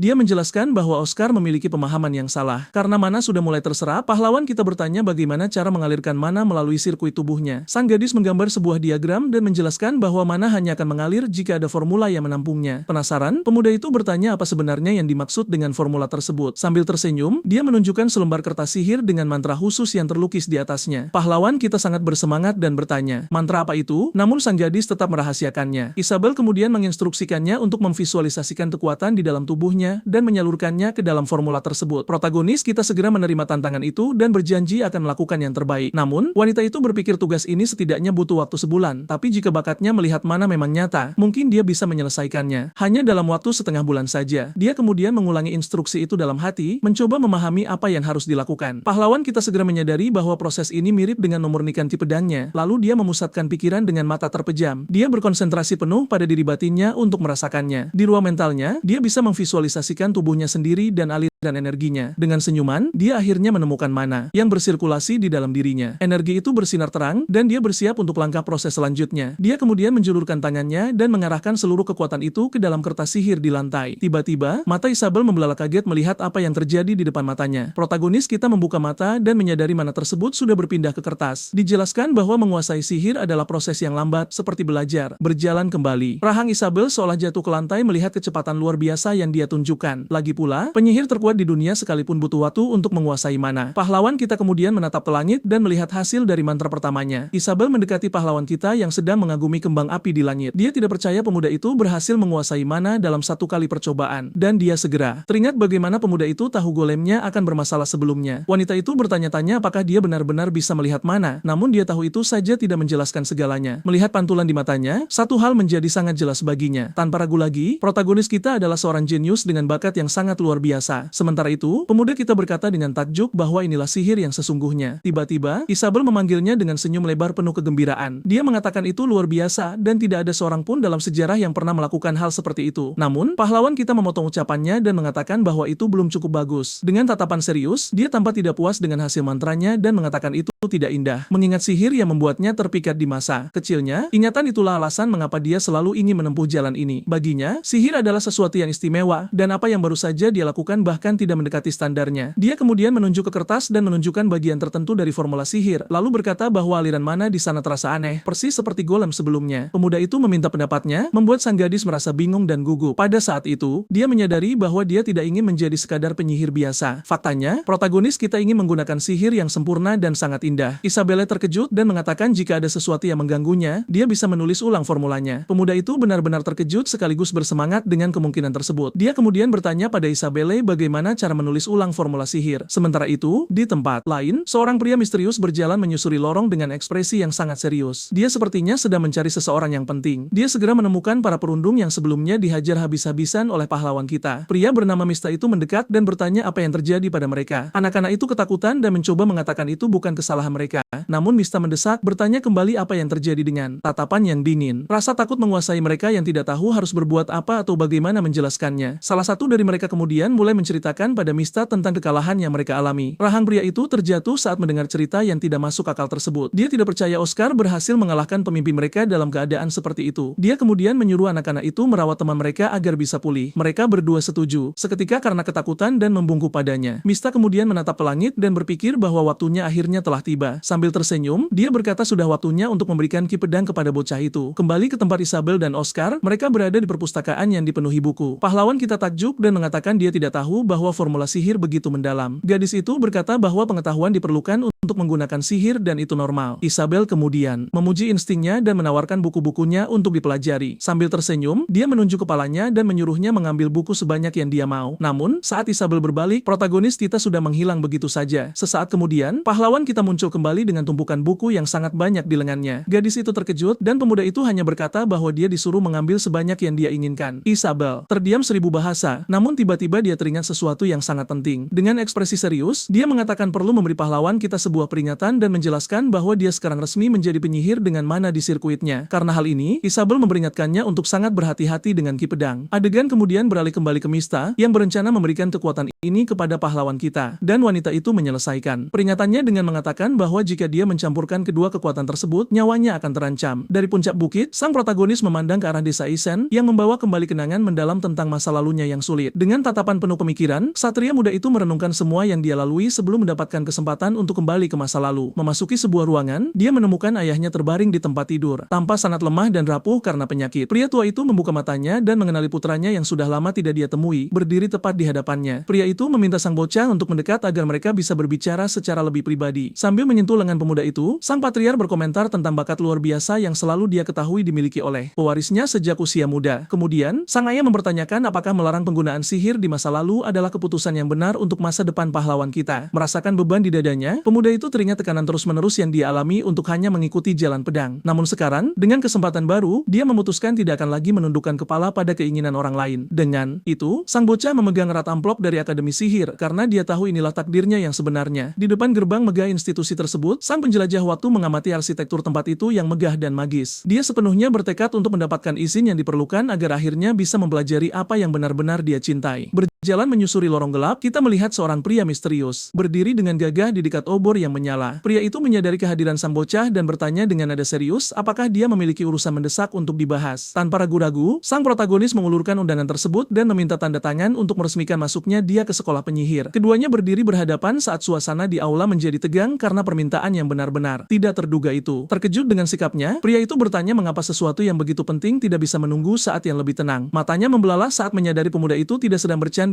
dan melihat bahwa tekadnya lebih kuat dari sebelumnya. Dengan senyum percaya diri di wajahnya, sang bocah menunjukkan dokumen yang terbuka, siap mengikuti jalan yang telah dia pilih sendiri. Tidak dapat menerimanya, sang tutor memegang kepalanya dan bertanya mengapa dia memilih sihir padahal dia dilahirkan untuk pedang. Oscar menghadapi ayahnya dan bertanya apakah dia ingat saat dia berbicara tentang keinginan menggunakan sihir sewaktu kecil. Namun pria yang lebih tua itu meremehkan subjek tersebut, menggenggam pedangnya erat-erat. Saat itu juga, dia menunjuk bocah itu dan mengatakan bahwa itu hanyalah keinginan masa kecil yang tidak berarti. Kata-kata itu membangkitkan kenangan menyakitkan pada sang pahlawan yang mengingat penindasan yang dia derita karena impiannya. Tangan di dadanya melambangkan penghalang yang dipasang, menghentikannya mengikuti jalan yang sangat dia inginkan. Kembali ke masa kini, sebuah busur listrik meledak dari tubuh bocah itu yang mengatakan bahwa bagi ayahnya itu hanyalah sebuah keinginan remeh. Mendengar ini, sang ahli pedang menjadi geram dan berteriak. Bertanya lelucon macam apa ini? Dia kemudian mempertanyakan apakah pemuda itu mengatakan bahwa dia telah berhasil menguasai mana, sementara sang bocah tetap tenang dan serius. Protagonis tersenyum tipis dan mengatakan dia tidak berpikir bisa meyakinkannya dengan cara lain. Dengan marah, pria itu bertanya apa yang ingin dia buktikan dengan tampilan kekuatan yang tiba-tiba itu. Dia mengatakan dia mendengar bocah itu mengalahkan saudara-saudaranya tanpa menggunakan energi pedang, menunjukkan bakat besarnya. Bocah itu menjawab bahwa dia memahaminya. Namun sang tutor berteriak tidak dan menyuruhnya mendengarkan kata-katanya baik-baik. Dia bersikeras bahwa jika putranya menjadi pendekar pedang, dia akan mendapatkan jaminan kesuksesan di masa depan yang menantinya. Protagonis kita mengatakan bahwa penilaian ayahnya mungkin benar, tetapi ada satu kendala. Dia kemudian menambahkan bahwa meraih kesuksesan tidak selalu berarti menemukan kebahagiaan sejati dalam hidup. Keduanya berdiri diam di aula dalam posisi buntu karena tidak ada pihak yang bersedia mundur dari keputusan mereka. Dan puncaknya, pria itu memegang wajahnya, seolah akhirnya memahami sudut pandang pewarisnya. Namun, ekspresinya berubah gelap dan dia berpikir bahwa masih ada waktu untuk membatalkan pilihan tersebut. Bocah itu menyadari perubahan di wajah sang tutor dan setetes keringat mengalir di wajahnya sendiri karena ketegangan. Pendekar pedang itu kemudian mengingatkannya akan bahaya mencampur kedua kekuatan dan apa yang terjadi saat keduanya mengalir bersama. Dengan itu, sang pria mengancam jika bocah itu mengikuti jalan yang salah, dia akan mengembalikan semangatnya ke tempat semula dengan cara yang kasar. Dengan pedang di tangan, sang tutor berkata bahwa meskipun dia tidak menerimanya sekarang, suatu hari pemuda itu akan berterima kasih atas keputusan ini. Namun sang protagonis menjawab bahwa hari itu tidak akan pernah datang karena dia tahu apa yang dia inginkan untuk dirinya sendiri. Pada saat itu, dia teringat akhir tragisnya di kehidupan masa lalu dan kematian ayahnya yang dia tidak ingin terjadi lagi. Menatap dengan aura melankolis, dia mengonfirmasi pada dirinya sendiri bahwa hari ucapan terima kasih itu sebenarnya tidak pernah datang. Sang ahli pedang kemudian melemparkan senjatanya ke samping dan menyuruh sang pewaris untuk mengambil pedangnya sendiri untuk bertarung. Dengan isyarat menantang, pria itu berkata dia setidaknya akan menunggu sampai saat itu agar pertarungan menjadi adil. Sang penjelajah waktu kemudian memejamkan mata dan saat membukanya kembali, ekspresinya menunjukkan tekad baru. Dia kemudian mengangkat surat itu dan mengingatkan ayahnya bahwa dia adalah seorang penyihir sekarang dan tidak lagi membutuhkan pedang untuk membela diri. Amplop dengan segel Akademi Sihir itu mewakili kehidupan baru yang dipilih bocah itu untuk dirinya sendiri. Dalam sebuah tindakan simbolis, bocah itu melemparkan undangan tersebut ke dalam api, membakar kertas itu beserta kesempatannya untuk masuk ke akademi. Tindakan tak terduga pemuda itu membuat sang tutor benar-benar terkejut dan bingung tentang apa yang sedang terjadi. Dengan tatapan menantang, sang pahlawan menyuruh pembimbingnya, Brian, untuk maju dan mencoba mengembalikan semangatnya ke tempat semula. Brian sepertinya menerima tantangan itu dan mulai berjalan perlahan menuju muridnya dengan tatapan serius. Dia kemudian melepaskan aura ungu dan memperingatkan bocah itu untuk tidak sombong hanya karena dia bisa menangani sedikit tekanan. Dalam sebuah gerakan. Cepat, sang master menerjang maju dengan bilah pedang berlapis energi yang siap mengakhiri keberanian bocah itu. Namun, sang protagonis tetap tenang karena dia bisa merasakan serangan dengan energi seolah-olah dia sedang memegangnya. Hal ini membuatnya teringat latihannya sejak kecil saat dia belajar menguasai inderanya untuk pertempuran. Pantulan di mata sang pahlawan menunjukkan serangan sang tutor yang mengarah padanya, namun dia sudah bersiap sepenuhnya. Dengan itu, kilatan cahaya ungu dan putih memenuhi aula yang menandakan bahwa konfrontasi antara keduanya akhirnya telah dimulai. Sang ahli pedang menyerang dengan tebasan energi ungu, namun pemuda itu berhasil menghindar dengan kelincahan yang luar biasa. Masih di lantai, bocah itu berkata bahwa pendekar pedang yang paling dia kagumi sebagai panutan, tanpa ragu, adalah ayahnya sendiri. Mendengar ini, pria itu mendekat dan berkata bahwa bocah itu terlalu banyak bicara, namun dia bangkit siap untuk apapun yang terjadi selanjutnya. Kemudian sang tutor memuji alakannya dan mengatakan bahwa tidak ada seorang pun di guild yang bisa melakukan hal yang sama tanpa menggunakan energi pedang. Protagonis menatapnya dengan serius sementara pria yang lebih tua menegaskan bahwa bakatnya dalam pedang adalah nyata. Karena itu, sang pendekar pedang berkata dia akan bertaruh pada satu kesempatan terakhir dan menyuruh bocah itu untuk menerima energinya. Pada saat itu, sang pahlawan mengingatkan ayahnya bahwa dialah yang mengatakan akan menertibkannya dengan sebuah pelajaran yang berharga. Dengan senyum di wajahnya, bocah itu bertanya apakah dia menyarankan untuk membatalkan janji itu hanya karena dia tidak bisa mendaratkan satu pukulan pun. Sang master terdiam oleh keberanian bocah itu dan memanggilnya bodoh karena sikap menantangnya. Pada saat itu, pemuda itu menjelaskan bahwa sebagaimana bakat adalah segalanya bagi ayahnya, dia juga memiliki sesuatu yang penting. Sambil memegang sejenis bulu, sang protagonis mengatakan ada sesuatu yang tidak bisa dia lepaskan apapun yang terjadi. Sang tutor kemudian mempertanyakan apa hal penting tersebut dan bertanya apakah itu adalah pedang. Dengan senyum percaya diri, bocah itu mengungkapkan bahwa objek tersebut sebenarnya adalah tongkat sihir. Di luar dugaan semua orang, dia menambahkan bahwa itu hanyalah model pemula, namun matanya menunjukkan tekad yang besar. Sebuah kenangan tentang Isabel muncul yang mengatakan bahwa pengetahuan diperlukan untuk menggunakan sihir dan dia merenungkan hal ini. Kembali ke masa kini, sang pahlawan memegang tongkatnya dan berpikir bahwa saat ini ayahnya tidak tahu apa yang akan terjadi. Dan memang benar, pria yang lebih tua itu tidak tahu apa yang akan dilakukan bocah itu untuk membuktikan pendapatnya. Tanpa berpikir dua kali, pendekar pedang itu melompat ke udara untuk meluncurkan serangan kuat terhadap lawan di tanah. Namun mata bocah itu membelalak saat melihat cahaya kebiruan yang seolah menganalisis setiap gerakan serangan itu. Cahaya ini melacak jalur dari beberapa serangan di sekitar protagonis yang kini bisa melihat segalanya dengan sangat jelas. Dengan senyum tipis, sang penjelajah waktu mempersiapkan serangan baliknya terhadap terjangan ayahnya. Dia kemudian berputar dengan tongkat di tangan untuk menjalankan rencana yang dia pikirkan sejak awal pertarungan. Pedang sang ahli pedang datang dengan kekuatan penuh, namun bocah itu berhasil menahan serangan tersebut dengan cara yang tidak terduga. Dengan mata yang fokus, dia bersiap untuk langkah selanjutnya dari strateginya untuk menang tanpa menyakiti siapapun. Dalam gerakan cepat dan tepat, bocah itu berhasil melucuti senjata lawannya dan kini memegang pedangnya. Pada saat itu, dia mengingat sihir pertama yang pernah dia lihat dalam hidupnya saat dia masih kecil yang penuh mimpi. Itu adalah sihir yang sama yang dia lihat berulang kali dalam mimpinya yang menginspirasinya untuk mengikuti jalan ini. Sihir yang sangat dia inginkan dan bayangkan dalam pikirannya yang disebut percikan atau spiza dalam bahasanya. Dia kemudian teringat ibunya di kursi goyang yang dikelilingi oleh cahaya magis yang menenangkan itu. Kembali ke masa kini, sang tutor benar-benar terkejut dan terdiam melihat apa yang berhasil dilakukan putranya. Percikan cahaya terang meledak di sekitar pria itu yang mencoba melindungi dirinya dari pendaran mantra yang menyilaukan. Dia menutup wajahnya dan mengeluh tentang sihir itu yang, meskipun indah, membutakan penglihatannya. Dengan mata yang bersinar biru, sang protagonis mendekat dari belakang, memanfaatkan gangguan lawannya. Sang pendekar pedang kemudian berteriak marah dan bertanya apakah niat pemuda itu adalah untuk membutakannya dengan pertunjukan cahaya. Namun bocah itu hanya menjawab tidak, dan dalam gerakan yang mengejutkan, dia melemparkan pedang itu jauh ke seberang aula. Bilahnya jatuh dan menancap di lantai batu, mengakhiri konfrontasi bersenjata antara ayah dan anak itu untuk selamanya. Dalam pantulan pedang, kita melihat keduanya berdiri diam saat ketegangan di udara perlahan mulai memudar. Sang pahlawan kemudian menjelaskan bahwa dia percaya ayahnya akan bertarung hanya berdasarkan hawa keberadaan saja, tanpa butuh penglihatan. Sambil memegang lehernya, pria itu menyadari mantra pertama tadi hanyalah pengalih perhatian dan mempertanyakan apa tujuannya. Bocah itu kemudian berkata bahwa menyembunyikan niat sebenarnya di antara beberapa tipu daya adalah sesuatu yang diajarkan oleh ayahnya sendiri. Merasa kalah, pendekar pedang itu menutup wajahnya, tidak percaya dengan apa yang baru saja terjadi di aula. Dia kemudian berkata bahwa dia bisa menjamin bakat putranya dalam pedang, namun mempertanyakan jalannya di dunia sihir. Pria itu bertanya siapa di dunia ini yang akan menjamin bakatnya dalam seni arkana yang begitu tidak pasti. Namun dengan senyum tenang, pemuda itu menjawab bahwa dia hanya menunjukkan jalan yang ingin dia ikuti. Sang protagonis kemudian bertanya apakah ayahnya menjadi pendekar pedang karena seseorang menjamin bakatnya. Pertanyaan ini membuat sang tutor teringat percakapan dari masa lalu yang mengubah cara pandangnya melihat sesuatu. Dalam ingatannya, dia mempertanyakan apakah putranya harus mengejar jalan pedang atau sihir di masa depan. Duduk di sebelah istrinya yang sedang hamil, dia percaya bocah itu akan berbakat dalam pedang. Namun istrinya sambil tersenyum mengingatkannya bahwa dia sendiri hanya memilih pedang karena menganggapnya keren saat dia masih muda. Istrinya kemudian berkata bahwa mereka tidak perlu memilihkan untuknya karena jalan itu adalah milik putra mereka dan keputusan harus ada di tangannya. Kembali ke masa kini, sang ahli pedang berkata dia pikir bocah itu akan menjadi orang suci pedang. Dia berbalik untuk pergi, namun protagonis memanggilnya, tampak bingung dengan reaksinya yang tiba-tiba. Pria itu mulai berjalan dan pemuda itu mengikutinya, tidak mengerti mengapa ayahnya menjauh seperti itu. Kemudian sang tutor membungkuk dan mengambil surat rekomendasi yang sebelumnya dilemparkan sang pahlawan ke dalam api. Tindakan ayahnya membuat sang penjelajah waktu benar-benar terkejut dan sangat bingung. Sambil tersenyum di wajahnya, dia memegang surat itu dan berkata dia tidak akan bisa menandatanganinya dengan bulu unggas itu. Adegan kemudian berubah ke arah sebuah akademi sihir yang besar dan megah di mana para siswa baru sedang berdatangan. Seseorang membaca sepucuk surat dan berkomentar bahwa mahasiswa baru tahun ini tampaknya adalah kelompok yang sangat berbakat. Seorang wanita berkacamata menyebutkan bahwa selain bangsawan penting, ada nama besar lainnya yang datang. Dia mengungkapkan, yang mengejutkan semua orang, bahwa bahkan putri kekaisaran akan mendaftar di akademi tersebut. Dengan tatapan kagum, sang instruktur berkomentar bahwa sang putri sudah menguasai sihir dasar dan kekuatan turun-temurun keluarganya. Sambil memegang dokumen-dokumen itu, pria tersebut menunjukkan senyum puas karena dia tahu tingkat kemampuan para siswa baru kali ini sangatlah tinggi. Sementara itu, di aula utama, seseorang bertanya apakah ada masalah dengan persiapan dimulainya kelas. Pria itu kemudian menyatakan bahwa memiliki garis keturunan. Kelas negara yang masuk institusi ini sangat membanggakan bagi semua orang. Pada saat ini, pahlawan muda kita mengabdikan dirinya untuk menulis di buku hariannya guna mencatat setiap detail penting dari kehidupan barunya. Berdiri di depan asrama guild, sang ahli pedang mengamati aktivitas di sana dengan tangan bersedekap tenggelam dalam pikiran. Dia mempertahankan posisi yang teguh, namun wajahnya menunjukkan ketenangan. Seseorang yang telah memenuhi tugasnya dalam membimbing penerusnya. Seiring berjalannya hari, suara langkah kaki di lantai menunjukkan bahwa 6 bulan telah berlalu sejak duel hebat itu. Waktu berlalu dengan sangat cepat dan protagonis berjalan melewati halaman merasa bahwa persiapannya berakhir dengan sangat lekas. Mendekati sang tutor, bocah itu mendengar bahwa ada banyak siswa lain yang telah berlatih sepanjang hidup mereka dalam seni arkana. Sang veteran menyatakan bahwa dia tidak punya banyak hak untuk bicara, namun meminta putranya untuk menjadi kuat dan jangan pernah menyerah pada pilihannya. Mendengar nasihat ini, mata bocah itu membelalak saat menyadari betapa ayahnya benar-benar peduli padanya. Sambil tersenyum di wajahnya, pemuda itu bercanda bahwa tidak ada seorang pun di dunia ini yang bisa lebih mengintimidasi daripada ayahnya sendiri. Dengan sebuah senyuman, sang ayah menunjukkan bahwa dia akhirnya menerima takdir pewarisnya. Dengan itu, sang penjelajah waktu berkata dia akan pergi dan mulai melangkah menjauh sementara pria yang lebih tua itu memperhatikan keberangkatannya. Sambil memegang kertas resmi, bocah itu melihat tanda tangan Brian yang akhirnya mengonfirmasi penerimaannya di sekolah impiannya. Di tengah kerumunan, sang pahlawan mengikuti jalannya dengan kesadaran bahwa tantangan sebenarnya dimulai sekarang di dalam dinding-dinding itu. Dia menengadah dengan penuh percaya diri, merasa siap menghadapi misteri apapun yang mungkin ditawarkan akademi tersebut. Kemudian gerbang raksasa itu terbuka lebar, melepaskan cahaya intens yang menandai dimulainya perjalanan epik bagi penyihir baru tersebut. Di hadapannya muncul akademi sihir yang megah, yang berdiri dengan agung di antara pegunungan dalam segala kejayaannya. Suasananya meriah, dengan beberapa siswa mengenakan topi penyihir mereka dan menembakkan percikan warna-warni ke udara untuk merayakan dimulainya kelas. Tepat di bawah, kita melihat sekelompok musisi gnome kecil memainkan drum dan trompet untuk memeriahkan penyambutan bagi semua siswa baru. Menatap ke langit, bocah itu melihat siswa lain terbang dengan sapu dengan jubah yang tampak seperti ekor tupai dengan cara yang sangat lucu. Benar-benar takjub, pemuda itu berkomentar bahwa suasana di Akademi Kekaisaran Kirk sangat berbeda dari sekolah lamanya bagi para pendekar pedang. Musisi-musisi kecil itu melanjutkan pertunjukan ritmis mereka di tanah sementara sang protagonis mengamati setiap detail unik dari dunia baru ini. Sambil berjongkok, sang pahlawan menganalisis makhluk-makhluk gaib tersebut dan bertanya-tanya apakah mereka sejenis golem atau apakah mereka bekerja dengan prinsip lain yang tidak diketahui. Tepat pada saat itu, sebuah suara wanita memperingatkan bahwa jika dia terus membuang waktu seperti ini, dia akan terlambat untuk mendaftar. Dia terkejut melihat Asbanding berdiri tepat di hadapannya dengan senyum percaya diri dan pose yang gagah. Berjalan bersama, bocah itu menyatakan bahwa dia telah banyak berlatih dan sekarang merasa jauh lebih kuat dan lebih siap daripada 6 bulan yang lalu. Dengan tatapan menantang, gadis itu berkata dia tidak sabar untuk melihat kemajuannya dan mendorongnya untuk mencoba mengejutkannya lagi dengan kekuatannya. Sambil menunjuk ke sekeliling, bocah itu menyadari halaman mulai kosong dan bertanya kemana perginya semua siswa lain. Gadis berambut merah itu menjelaskan bahwa yang lain mungkin sedang mengikuti ujian penempatan untuk mencoba masuk ke kelas utama di institusi tersebut. Dia menjelaskan bahwa pendatang baru biasanya dibagi menjadi 2 kelas yang berbeda sesuai dengan jumlah mana yang dimiliki masing-masing orang. Namun, ada kategori khusus di atas semua kategori lainnya yang disediakan hanya untuk para pemuda yang dianggap sebagai anak ajaib yang sesungguhnya. Tes ini berfungsi sebagai filter ketat untuk menemukan bakat-bakat terbesar melalui lingkaran sihir ungu yang memancarkan energi yang sangat kuat. Namun yang membuat sang pahlawan terkejut, temannya menyarankan agar dia menghindari ujian tingkat tinggi ini untuk menghindari masalah di hari pertamanya. Isabel menyatakan bahwa setiap siswa yang berhasil masuk ke kelas elit ini dianggap sebagai monster sejati dalam hal pertempuran arkana. Dengan nada serius, dia berkata bahwa semua orang di sana adalah bangsawan elit yang dilatih sejak lahir dan selalu dikelilingi oleh para pembimbing terbaik, sihir paling murni dan canggih. Alih-alih takut, sang protagonis justru tersenyum lebar, menyadari bahwa disinilah ia akhirnya bisa mempelajari sihir tingkat lanjut. Menyadari antusiasme sang pemuda yang berlebihan, gadis itu memegang kepalanya, menyadari bahwa memberikan nasihat kepadanya adalah tugas yang sia-sia. Sang pahlawan berkata jika gadis itu penasaran, ia harus melihat sendiri apa yang akan ia lakukan dengan matanya sendiri. Setibanya di halaman, mereka mendapati siswa lain sedang menyaksikan ujian seleksi untuk kelas 1 akademi. Salah satu peserta mengeluarkan gelembung air untuk menangkis beberapa bilah sihir yang terbang ke arahnya. Serangan air itu berhasil menghancurkan proyektil tersebut dan siswa itu merayakan kemenangan kecilnya dengan senyuman. Mengamati pemandangan itu, sang protagonis memahami bahwa ujiannya terdiri dari mengenai target menggunakan mantra serangan. Namun pada saat itu, ia merasakan bahwa dirinya sedang diawasi oleh beberapa sosok bayangan dengan mata bersinar di antara kerumunan. Tiba-tiba, seorang pemuda berambut putih menarik perhatiannya dan menatapnya dengan tatapan merendahkan. Dia adalah Zazen dari Haus Jirosis, dan ia mengatakan bahwa tempat ini bukan untuk rakyat jelata seperti pahlawan kita. Dengan nada sombong, bangsawan itu menyuruh sang pemuda untuk segera meninggalkan area tersebut tanpa bertanya. Sang penjelajah waktu menjawab dengan tenang bahwa ia mendengar siswa baru manapun boleh mengikuti ujian. Zazan dan teman-temannya menertawakan keberanian sang pemuda karena berpikir dia punya hak untuk berada di sana bersama mereka. Saat itu juga, sang protagonis teringat peringatan Isabel tentang monster-monster di kelas 1. Ia akhirnya mengerti bahwa siapapun yang bukan bangsawan benar-benar dipandang rendah di kelompok itu. Karena kehilangan kesabaran, pemuda berambut platinum itu mendorong sang pahlawan dan menyuruhnya untuk diam dan menonton saja. Seorang instruktur dengan tongkat berujung timbangan bersiap untuk mengevaluasi peserta berikutnya dalam ujian seleksi. Zazan tersenyum angkuh saat beberapa sihir bila diluncurkan untuk ia tangkis. Sang bangsawan kemudian berkata bahwa kelas 1 hanya untuk mereka yang telah berlatih sihir sejak kecil dan bahwa ia akan menunjukkan perbedaannya. Dengan mata yang bersinar, ia menyiapkan mantra es yang kuat untuk membekukan segala sesuatu di sekitarnya. Dalam sekejap, pilar-pilar es raksasa menguasai seluruh arena, memamerkan kekuatannya yang sangat besar. Para penonton terperangah dan terkejut melihat tampilan sihir dalam skala sebesar itu. Dengan mata terbelalak, sang pahlawan terkejut melihat skala sihir bangsawan tersebut. Kerumunan kemudian menjadi liar, memuji kekuatan luar biasa dari keluarga es Girosis yang terkenal. Siswa lain berkomentar bahwa ini bahkan belum semua kekuatan yang sebenarnya dimiliki Zazan. Dengan senyum sinis, ia mengatakan pemuda itu sekarang sadar. Tidak ada tempat baginya di sana. Sang protagonis mengakui bahwa sihir itu mengesankan karena merupakan hasil dari dedikasi seumur hidup. Namun, ia kemudian berpikir bahwa terlepas dari semua itu adalah pemborosan kekuatan dan bakat yang sangat besar. Pemuda berambut platinum itu menjadi marah dengan komentar tersebut dan bertanya dengan nada marah, "Apa katamu?" Mengabaikan ejekan itu, sang pahlawan justru berjalan masuk ke arena untuk mengikuti ujiannya sendiri. Pada saat itu, ia teringat masa lalunya dan betapa keras ia berusaha menguasai pedang sejak usia muda. Dengan senyum percaya diri, sang pemuda mengucapkan terima kasih karena demonstrasi sang bangsawan telah membuatnya lebih yakin. Teman-teman Zazen mulai tertawa dan mengolok-olok tongkat bulu yang dipegang sang protagonis. Mereka berkomentar bahwa mustahil membidik apapun dengan barang sesederhana dan semurah itu. Sang bangsawan bingung dan bertanya-tanya mengapa rakyat jelata itu mendapatkan kepercayaan diri dari sihirnya. Ia berpikir sihirnya seharusnya sudah sempurna dan tidak mengerti apa maksud pemuda itu. Bagaimanapun, ia berasal dari Haus Jirosis dan percaya sihir esnya tidak memiliki kekurangan. Dengan satu tangan di wajahnya, sang lawan bertanya-tanya mengapa ia menganggap serius pemuda ini. Sang instruktur bersiap meluncurkan bilah sihir untuk peserta berikutnya dalam tes tersebut. Ia berpikir bahwa siswa baru tahun ini berbakat seperti rumor yang beredar. Dan dengan sihir yang kuat itu, ia percaya Zazan akan menjadi perwakilan siswa baru. Namun meski begitu, butiran keringat di wajahnya menunjukkan bahwa ia memiliki keraguan tentang hal itu. Sang instruktur bertanya-tanya apa yang telah dilakukan pemuda itu. Selama ini, hanya berdiri di sana tanpa bereaksi. Dari kerumunan, salah satu bangsawan berteriak agar ia menyerah saja jika tidak bisa membidik dengan benar. Namun sang pahlawan berpikir dalam hati bahwa pemuda itu tidak tersesat, melainkan sedang menunggu sesuatu yang penting. Dengan tatapan fokus, ia menganalisis lintasan semua bilah yang terbang ke arahnya. Proyektil sihir bersilangan di udara dengan kecepatan tinggi, menciptakan tantangan yang sangat sulit. Tiba-tiba, tongkat bulu sang pemuda mulai bersinar dengan energi api yang intens. Kemudian lingkaran sihir api terbentuk dan ia mengeluarkan mantra yang disebut Pilsphere Verbal. Sinar api yang kuat melesat melintasi arena dalam garis lurus, mengenai sasaran dengan presisi. Dalam sekejap mata, kelima bilah itu jatuh ke tanah dengan lubang di tengahnya. Sang instruktur benar-benar terkejut dan tidak bisa berkata-kata dengan apa yang baru saja ia saksikan. Seseorang di kerumunan berkomentar bahwa itu sangat cepat, Anda hampir tidak bisa melihatnya mengenai sasaran. Teman-teman Zazen tertawa dan mengatakan bahwa dia gagal karena lubang di target itu sangat kecil. Mereka terus mengejek, mengatakan bahwa untuk masuk dia membutuhkan sihir yang lebih baik. Sang bangsawan berambut platinum mengatakan ia penasaran ingin melihat sihir anak itu, tetapi tampaknya kecewa. Dengan itu, ia memunggunggi sang pahlawan dan mengatakan bahwa ini hanya membuang-buang waktu. Sang protagonis kemudian mendekati evaluator dan bertanya dengan wajah serius serius apakah ia gagal. Wanita itu terkejut dengan pertanyaan tersebut dan dengan cepat membantahnya, sedikit terbata-bata karena gugup. Ia memastikan bahwa dia mengenai kelima target dan lulus ujian tanpa keraguan. Sang pemuda bingung dengan jawaban itu dan bertanya mengapa dia lulus jika kerusakannya rendah. Sang instruktur kemudian bertanya mengapa ia tidak menghancurkan target satu persatu jika ia memang mampu. Sang instruktur kemudian bertanya apakah yang ia lakukan hanyalah keberuntungan karena tampak terlalu mudah. Sang protagonis berpikir sejenak dan mengakui bahwa sihir lawannya sungguh mengesankan. Namun pada saat yang sama saat ia menyaksikan pameran kekuatan itu, ia memiliki ide yang sama sekali berbeda. Ia menjelaskan bahwa menggunakan begitu banyak mana dalam situasi itu. Sang instruktur terkejut, bertanya-tanya apakah itu benar-benar pemborosan energi. Dengan itu, sang pemuda menjelaskan bahwa dalam pertempuran nyata melawan monster, ia lebih memilih untuk menghemat mananya. Wanita itu sepenuhnya mengerti dan meminta maaf karena telah mengganggu langkahnya. Ia kemudian melanjutkan perjalanannya menyusuri jalanan akademi, mengamati segala sesuatu di sekitarnya. Pada saat ini, narator menyebutkan ia memiliki keberanian untuk menunggu dan ketepatan untuk mengenai sasaran. Evaluator menyadari sihir yang digunakan tidak mencolok tetapi sangat efisien. Namun sang protagonis menunjukkan potensi lebih dari siswa lain di tempat itu. Saat ia berjalan, ia melihat siswa lain terbang dengan sapu dan menikmati hari yang cerah. Kemudian sang pemuda merenungkan betapa guru-guru di sana adalah penyihir yang benar-benar luar biasa. Pada saat itu, sang pemuda melanjutkan jalannya merasakan suasana perayaan di institusi tersebut. Namun tiba-tiba, langkah kaki yang tegas bergema di tanah membuat sang pahlawan berhenti seketika. Terkejut, pemuda berambut gelap itu menoleh ke belakang bertanya-tanya siapa orang yang mengawasinya. Suara misterius itu berkomentar bahwa ia memiliki mata yang bagus dan intuisi yang tajam karena menyadari kehadiran seseorang. Pada saat ini, sesosok tubuh melompat di depan siswa yang bingung dengan apa yang sedang terjadi. Orang asing itu mendarat dengan tenang dan mengatakan senang bertemu dengan penyihir baru yang berbakat. Kemudian terungkap bahwa pria itu adalah Balsamus, kepala sekolah hebat dari akademi bergengsi ini. Pada saat ini, sang protagonis membungkuk sebagai tanda hormat dan meminta maaf atas segalanya. Namun ekspresi sang pemuda berubah total ketika ia menyadari sesuatu yang aneh tentang pemimpin sekolah itu. Ia terkejut, matanya melebar saat melihat penglihatan yang aneh dan menakutkan. Pada saat ini, sesosok bertudung dengan mata merah muncul di benaknya seperti peringatan gelap. Ia mengulurkan tangannya dan dengan lembut meminta pendatang baru itu untuk menyapanya dengan sopan. Dengan ini, sang pemuda ragu menatap telapak tangan terbuka itu dengan ketakutan tertentu di matanya. Kemudian keduanya bersalaman tetapi energi gelap tampak terpancar dari kontak sederhana itu. Sang pahlawan terkejut merasakan sesuatu yang sangat berbahaya tersembunyi di balik senyum ramah itu. Kemudian, angin puyuh besar muncul entah dari mana dan mulai menghancurkan segalanya di sekitar pasangan itu. Dengan benturan tersebut, sang pemuda terlempar jauh sambil mencoba menjaga keseimbangannya di tengah badai angin. Namun, pria tua itu bertanya apakah ia memiliki mata yang bagus atau hanya intuisi yang sangat tajam. Ia melayang dengan megah, menunjukkan kendali elemennya berada di tingkat yang absurd. Pada saat itu, pemuda berambut gelap itu menjadi marah dan bertanya apakah kepala sekolah datang ke sini hanya untuk menjatuhkannya. Namun, sang guru hanya mencemooh, bertanya apakah ia benar-benar berpikir bisa menang dengan ranting itu. Kemudian, sang ketua memukulkan tongkatnya ke tanah, melepaskan tekanan sihir yang menghancurkan sekelilingnya. Dengan itu, penjara badai disulap untuk menjebak sang pemuda dalam lingkaran angin. Sang protagonis menyadari ia terpojok dan tidak punya tempat lagi untuk melarikan diri. Ia mengamati penghalang yang kuat itu dan mengerti ia harus bertarung dengan serius untuk keluar dari sana. Pada saat itu, sang pemuda memfokuskan pandangannya dan memutuskan inilah saatnya untuk menunjukkan kartu asnya yang sebenarnya. Kemudian, ia mengaktifkan lingkaran sihir api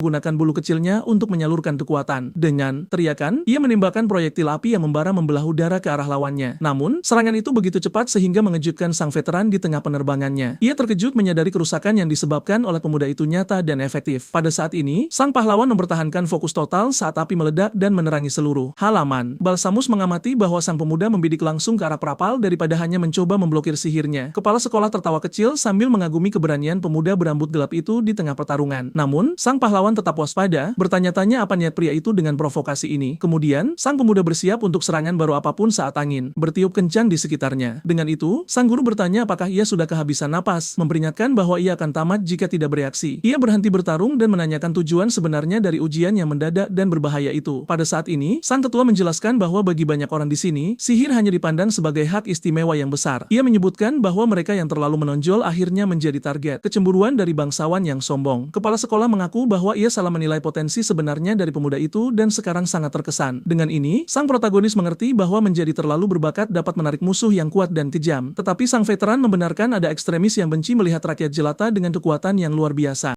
Sang pemuda mendengarkan dengan penuh perhatian dan menyadari perjalanannya di akademi akan lebih sulit dari yang diharapkan. Pikirannya kemudian kembali ke sosok-sosok bayangan yang berusaha melenyapkan siapapun dengan bakat besar. Ia kemudian menuntut untuk mengetahui siapa orang-orang ini yang menimbulkan ancaman besar bagi masa depannya. Namun sang tetua menjadi serius dan mengatakan bahwa mengetahui identitas mereka dapat menempatkan sang pemuda dalam bahaya langsung. Jadi, Balsamus menyarankan agar pemuda berambut gelap itu pertama-tama perlu mendapatkan kekuatan untuk melindungi dirinya sendiri. Dengan itu, sang pahlawan merenungkan perlunya menjadi tak terkalahkan untuk bertahan hidup di tempat ini. Ia membayangkan kekuatan besar yang harus ia hadapi dan merasakan beban tanggung jawab di pundaknya. Pada saat ini, sang pemuda mengakui bahwa jika kepala sekolah itu benar-benar musuh, ia pasti sudah habis saat itu juga. Pada saat ini, sang guru hanya mengamati sang pemuda, mengetahui bahwa ia membawa takbir yang luar biasa. Ia memejamkan mata sejenak, merenungkan kata-kata berat yang baru saja ia dengar. Dengan itu, sang pemuda menghadapi kepala sekolah dan memperhatikan bahwa sang guru memiliki benda yang sangat terang di dadanya. Kalung itu bersinar dengan cara yang unik, menunjukkan bahwa itu adalah objek yang diisi dengan energi mistis murni. Sang pemuda kemudian bertanya tentang leontin misterius apa yang dikenakan sang tetua dengan begitu bangga. Sang veteran menjelaskan bahwa permata itu adalah bukti resmi bahwa ia telah mencapai peringkat Santo Sihir. Pada saat ini, pemuda berambut gelap itu mengerti bahwa gelar ini adalah tingkat tertinggi, sama seperti Santo Pedang sebelumnya. Ia menyadari kedua jalan itu legendaris, tetapi sekarang ia berusaha untuk menguasai kekuatan Archan sepenuhnya. Kepala sekolah kemudian melemparkan benda kecil kepada pemuda itu, mengatakan itu akan sangat berguna segera. Sang pahlawan menangkap benda itu di udara dan menyadari bahwa ia menerima jenis lencana khusus dari institusi. Kemudian sang guru mengucapkan selamat tinggal, memperingatkan pemuda itu untuk tidak kehilangan barang berharga itu demi apapun di dunia ini. Tetapi sang pemuda hanya menyaksikan jejak angin yang ditinggalkan sang guru saat ia menghilang ke langit biru. Pada saat itu, sang pahlawan merenungkan kendali mana yang sempurna yang ditunjukkan kepala sekolah dalam pertarungan. Ia fokus pada objek di telapak tangannya dan mengerti bahwa ini bukan waktunya untuk berdiri, dia mengagumi berbagai hal. Dengan itu, sang pemuda menyelami studinya di perpustakaan yang sangat besar untuk mempelajari segala sesuatu tentang dunia ini. Ia menghabiskan hari-harinya berlatih rumus dan menciptakan mantra baru bersama instruktur yang menuntut. Namun penglihatan mengerikan tentang akhir tragisnya melintas di benaknya, mengingatkannya pada bahaya yang nyata. Sang pemuda mengepalkan tinjunya dengan erat, bersumpah bahwa kali ini ia tidak akan tertangkap oleh penyerang manapun. Ia tahu ia harus melampaui dirinya yang dulu, yang pernah menjadi pendekar pedang terhebat di seluruh benua. Adegan kemudian berubah ke ruangan raksasa di mana beberapa siswa sedang bergosip tentang berita semester ini. Para siswa berkomentar dengan terkejut bahwa seorang rakyat jelata berhasil masuk ke kelas 1 untuk pertama kalinya. Bangsawan yang sombong berkomentar bahwa itu sepele dan bahwa rakyat jelata akan segera dibuang dari tempat ini. Kami kemudian melihat seseorang berjalan melalui pintu kelas saat suasana menjadi berat dan tegang, tetapi pemuda berambut putih itu mengamati yang lain, berbisik dan mempertahankan postur superiornya. Dengan itu, matanya melebar saat ia merasakan kehadiran yang sama sekali berbeda mendekat. Ia berdiri dengan terkejut, menyadari sang protagonis berjalan dengan sangat percaya diri. Tetapi pemuda berambut platinum itu bertanya-tanya siapa orang ini yang telah berubah begitu banyak dalam waktu yang singkat. Kemudian ia menatap pahlawan yang memasuki ruangan itu dan tidak mengerti apa yang terjadi di sana. Pada saat itu, pemuda berambut gelap itu teringat nasihat kepala sekolah untuk fokus mendapatkan kekuatan guna melindungi dirinya sendiri. Ia kemudian terlihat bermeditasi sendirian, merasakan aliran energi dengan tenang melalui tubuhnya. Narator menjelaskan bahwa melepaskan mana secara berulang-ulang membuat sirkuit menjadi lebih kuat. Dengan pelatihan terus-menerus ini, kapasitas penyerapan sang pemuda meningkat pada tingkat yang absurd. Matahari menerangi wajah sang protagonis yang menunjukkan ketenangan yang layak bagi seorang guru berpengalaman. Ia mengamati pemandangan dari jendela sambil merencanakan langkah berikutnya dalam kehidupan sekolah baru ini. Namun sang pemuda menyadari bahwa durasi sihirnya perlahan meningkat dengan begitu banyak usaha harian. Sang pahlawan kemudian terbangun dari meditasinya di ruangan itu, merasa siap untuk tantangan apapun. Dengan itu, ia membuka pintu dengan tekad dan bersiap untuk menunjukkan nilainya kepada para bangsawan. Ia berjalan, menyesuaikan sarung tangannya, dan menegaskan bahwa ini adalah pertama kalinya ia benar-benar ingin menjadi kuat. Pada saat itu, saingannya mengamati pemuda berambut gelap itu dari atas, merasa terganggu oleh kehadiran yang begitu mengesankan. Tetapi pemuda berambut platinum itu mulai berkeringat dengan gugup, tidak mampu memahami perubahan drastis ini. Ia kemudian menatap tatapan tegas sang pemuda dan bertanya-tanya apa yang sebenarnya terjadi pada rakyat jelata ini. Saingannya kemudian menyadari sang protagonis juga ada di ruangan itu dan merasa sangat terancam. Dengan itu, pemuda berambut gelap itu terus mengamati sekelilingnya dan tampaknya menyadari sesuatu yang menarik. Ia melihat seorang gadis duduk sendirian dan memutuskan sudah waktunya untuk mulai mencari teman baru. Namun pembatas buku bunga jatuh ke lantai, menarik perhatian sang pahlawan dengan kehalusannya. Ia mendekat dengan tenang dan mengambil benda itu untuk mengembalikannya dengan lembut kepada pemiliknya. Pada saat itu, sang pemuda bertanya apakah pembatas buku itu milik gadis tersebut dan menunjukkan barang itu dengan senyuman. Gadis itu mengambil kembali hadiahnya, menunjukkan rasa terima kasih yang tulus atas tindakan yang begitu penuh perhatian. Ia tersenyum dan berterima kasih padanya saat matanya bersinar dengan kebahagiaan karena mendapatkan kembali barang tersebut. Ia kemudian berkomentar bahwa gadis itu sepertinya sangat menyukai bunga, yang membuatnya sedikit malu dengan pujian itu. Gadis itu ingat penyihir dengan topi hijau dan terkejut dengan kemiripannya. Keduanya memperkenalkan diri dan langsung akrab, menunjukkan aliansi baru sedang terbentuk. Namun tiba-tiba, suara misterius bergema di ruangan, mengatakan tampaknya semua orang telah berkumpul. Pada saat ini, semua siswa terkejut dan bertanya-tanya dari mana suara yang mengesankan itu berasal. Mereka mencari ke seluruh ruangan, tetapi tidak dapat menemukan sumber dari pidato yang otoritatif itu. Kemudian sebuah buku terbuka dengan sendirinya dan mulai membalik halamannya dengan cara yang ajaib dan menyeramkan. Para siswa menyaksikan pemandangan itu, tidak mengerti apa yang terjadi saat buku itu melayang. Namun seseorang melangkah dengan mantap di lantai, menarik perhatian semua orang ke tengah ruangan. Seorang wanita berkacamata kemudian muncul, mengungkapkan namanya adalah Ruth dan dia akan menjadi guru kelas tersebut. Dia mengatakan bahwa semua orang di sana telah membuktikan bakat mereka, itulah sebabnya mereka dipilih untuk kelas 1. Sang guru kemudian mengumumkan bahwa minggu depan mereka akan memiliki pelajaran pertempuran nyata melawan monster. Ia menyeringai, menunjukkan dia menantikan kegiatan lapangan baru ini di akademi. Tetapi sang pahlawan mengepalkan tinjunya, bersemangat untuk memiliki kesempatan mendapatkan pengalaman tempur begitu segera. Dengan itu, sang guru menjelaskan bahwa untuk memastikan keseimbangan, kelompok yang terdiri dari 5 orang akan dibentuk. Para siswa bertanya apakah penyeimbangan akan didasarkan pada kekuatan sihir masing-masing orang, tetapi sang guru mengatakan bahwa kali ini ukurannya adalah kinerja sirkuit yang berarti kapasitas mana. Pada saat ini, sang protagonis dan teman barunya bertanya-tanya bagaimana pengukuran ini akan dilakukan. Sang instruktur melepaskan tawa misterius, menunjukkan dia memiliki kartu as di lengan bajunya untuk tugas ini. Ia kemudian mengungkapkan bahwa ia telah menyelesaikan pengukurannya dan lingkaran cahaya keemasan bersinar di seluruh ruangan. Dengan itu, semua siswa terkejut melihat bola cahaya melayang di atas kepala mereka. Wanita muda berkacamata itu mengamati fenomena tersebut, mencoba memahami apa sihir yang kuat itu representasikan. Kemudian Ruth menjelaskan bahwa intensitas bola-bola itu menunjukkan kapasitas mana total setiap orang. Saingan berambut platinum itu memiliki cahaya yang sangat kuat, membuktikan levelnya cukup tinggi. Siswa lain juga menunjukkan mereka memiliki potensi besar untuk pertempuran dengan sihir tingkat lanjut. Sang guru terkesan, mengatakan bahwa beberapa dari mereka memiliki mana tingkat master yang jarang terjadi, tetapi ia bertanya-tanya, apa hasilnya untuk rakyat jelata yang mengejutkan semua orang dalam ujian seleksi. Teman-teman sekelasnya mengejek pemuda itu, mempertanyakan apakah ia benar-benar pantas berada di kelas 1. Mereka berbisik bahwa rakyat jelata akan selalu menjadi rakyat jelata, dan bahwa tidak ada yang mau bekerja sama dengannya. Sang pahlawan kemudian menyadari sekarang bukan saatnya untuk memikirkan hal itu, dan fokus pada apa yang benar-benar penting. Tapi, tiba-tiba, seseorang menyentuh bahunya, menariknya dari pikirannya dengan sentuhan yang sangat lembut. Kemudian gadis dengan pembatas buku itu mengajaknya untuk membentuk kelompok dan menghadapi tantangan bersama. Ia bertanya apakah gadis itu yakin, tetapi wanita muda itu mengatakan ya, karena siapapun yang menyukai bunga tidak mungkin menjadi orang jahat. Tapi, ia mengatakan mereka pertama-tama perlu bertanya kepada seseorang bernama Leven, membuat sang pahlawan bingung. Dengan situasi tersebut, sang pemuda ditinggalkan bertanya-tanya siapa orang bernama Leven ini, yang tampaknya menjadi pemimpinnya. Kemudian, seorang pemuda berambut merah bertanya apakah mereka benar-benar ingin memasukkannya ke dalam kelompok mereka. Ia kemudian mengatakan bahwa melindungi yang lemah adalah tugas bangsawan dan tampaknya enggan menerima ide tersebut. Saat mereka berjalan, gadis itu bertanya sudah berapa lama ia berlatih sihir, dan sang pahlawan mengatakan sudah sekitar 6 bulan. Pada saat itu, siswa lain melewati mereka, mengamati persahabatan baru yang terbentuk di kelas. Dengan senyuman, sang pemuda meminta untuk bergabung dengan kelompok tersebut, mengatakan ia akan sangat berterima kasih atas kesempatan itu. Sementara itu, kami melihat siswa lain di kelas juga membentuk kelompok mereka sendiri untuk pelatihan. Kemudian, pemuda berambut merah dan berambut gelap berdiri berhadapan saat suasana di antara mereka tampak sedikit tegang, tetapi wanita muda itu benar-benar terkejut, bertanya-tanya bagaimana ia belajar begitu banyak hanya dalam 6 bulan. Ia kemudian memberitahunya untuk tidak khawatir, karena bangsawan belajar sihir sejak usia muda, jadi perbedaannya adalah hal yang normal. Dengan menyeringai, si rambut merah mengatakan ia akan mengajaknya, tetapi hanya sebagai pembawa barang.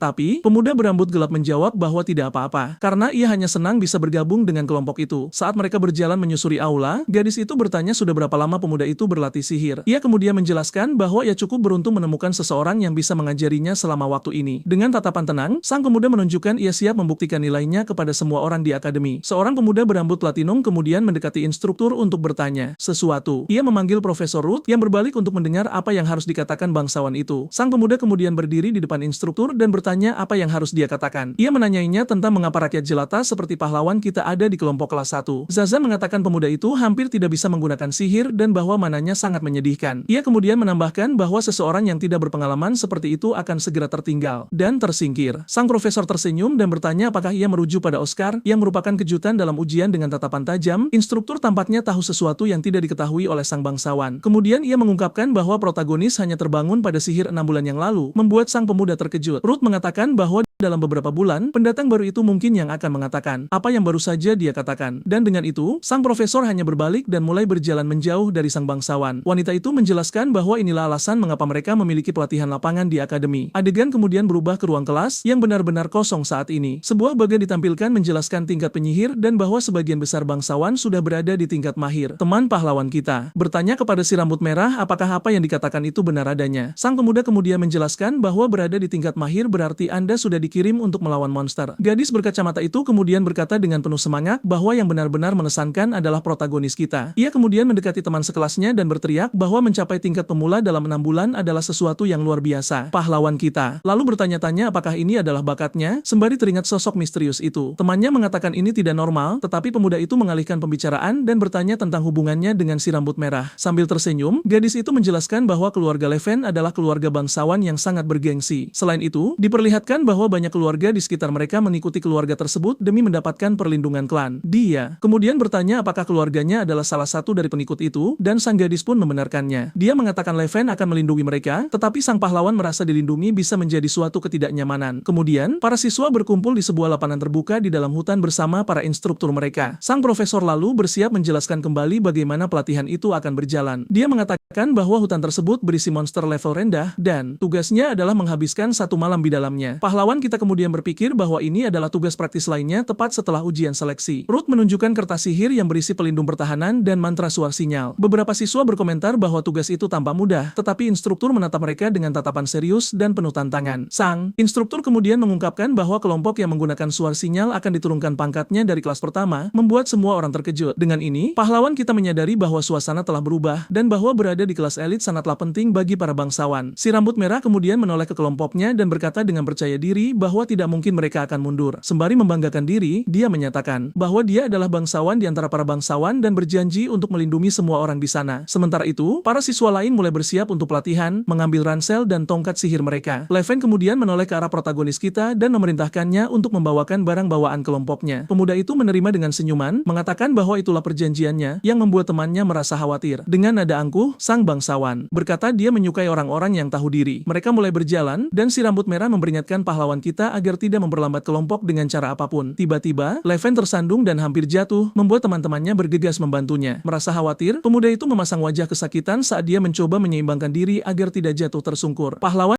kita kemudian mendekat dan mengulurkan tangan untuk membantu. Bangsawan itu berdiri. Dengan marah, si rambut merah menepis tangan anak itu, menolak menerima bantuan apapun darinya. Dia lalu membentak protagonis agar diam, menunjukkan bahwa harga dirinya telah terluka. Pada saat itu, sebuah pelindung pecah dan pahlawan kita menyuruh semua orang untuk menyiapkan tongkat sihir mereka. Kelompok itu melihat sekeliling, benar-benar bingung dengan perubahan pemandangan yang tiba-tiba. Teman protagonis kemudian bertanya apakah ini adalah hutan yang sama dengan yang mereka masuki sebelumnya. Mereka semua mendapati diri mereka berada di tempat yang jauh lebih gelap dan lebih menakutkan daripada hutan sebelumnya. Di salah satu pohon, mereka menemukan tanda angka Romawi 5 yang terukir di batang pohon. Gadis itu kemudian menyadari mereka berada di tempat latihan kelima dan menjadi ketakutan. Teman sekelas lainnya panik dan bertanya-tanya mengapa mereka berada di area untuk siswa senior. Pahlawan kita menengadah dan menyadari lingkaran sihir biru yang melarut di langit. Dia kemudian bertanya-tanya apakah itu jebakan saat sosok-sosok berkerudung muncul di latar belakang. Salah satu siswa menyarankan agar mereka menggunakan kertas sihir untuk meminta bantuan karena ini situasi darurat. Levin memegang gulungan itu tetapi tanpa ragu untuk menggunakannya demi memanggil instruktur. Mengejutkan semua orang, si rambut merah malah merobek. Kertas sihir itu menjadi beberapa bagian. Teman-temannya mempertanyakan apa yang dia lakukan, tetapi sang bangsawan hanya tersenyum meremehkan. Dia mengatakan mereka semua bereaksi berlebihan dan itu hanyalah lingkaran teleportasi yang terlupakan. Pahlawan kita menatapnya dengan curiga saat si rambut merah mengklaim ini justru sebuah kesempatan. Sang bangsawan menjelaskan bahwa jika mereka berhasil melewati pelatihan di sini, akademi akan menilainya dengan jauh lebih baik. Teman protagonis dengan takut memintanya agar tidak meninggalkan sisinya apapun yang terjadi. Mendengar ini, pemuda itu hanya menghela napas, terlihat sedikit lelah dengan seluruh situasi ini. Tiba-tiba, matanya melebar saat dia menyadari gerakan aneh di dalam hutan. Pada saat itu, sekawanan serigala dengan mata yang bersinar muncul dari bayang-bayang yang mengelilingi kelompok tersebut. Pemimpin kawanan itu adalah serigala bermata tiga yang menggeram sambil memamerkan taring tajamnya. Levin tersenyum jahat dan berkomentar bahwa mereka muncul untuk bertarung dengan sangat cepat. Pahlawan kita kemudian menyiapkan tongkat bulunya, bersiap untuk pertempuran yang akan datang. Dia berpikir bahwa terlepas dari kecemasan ini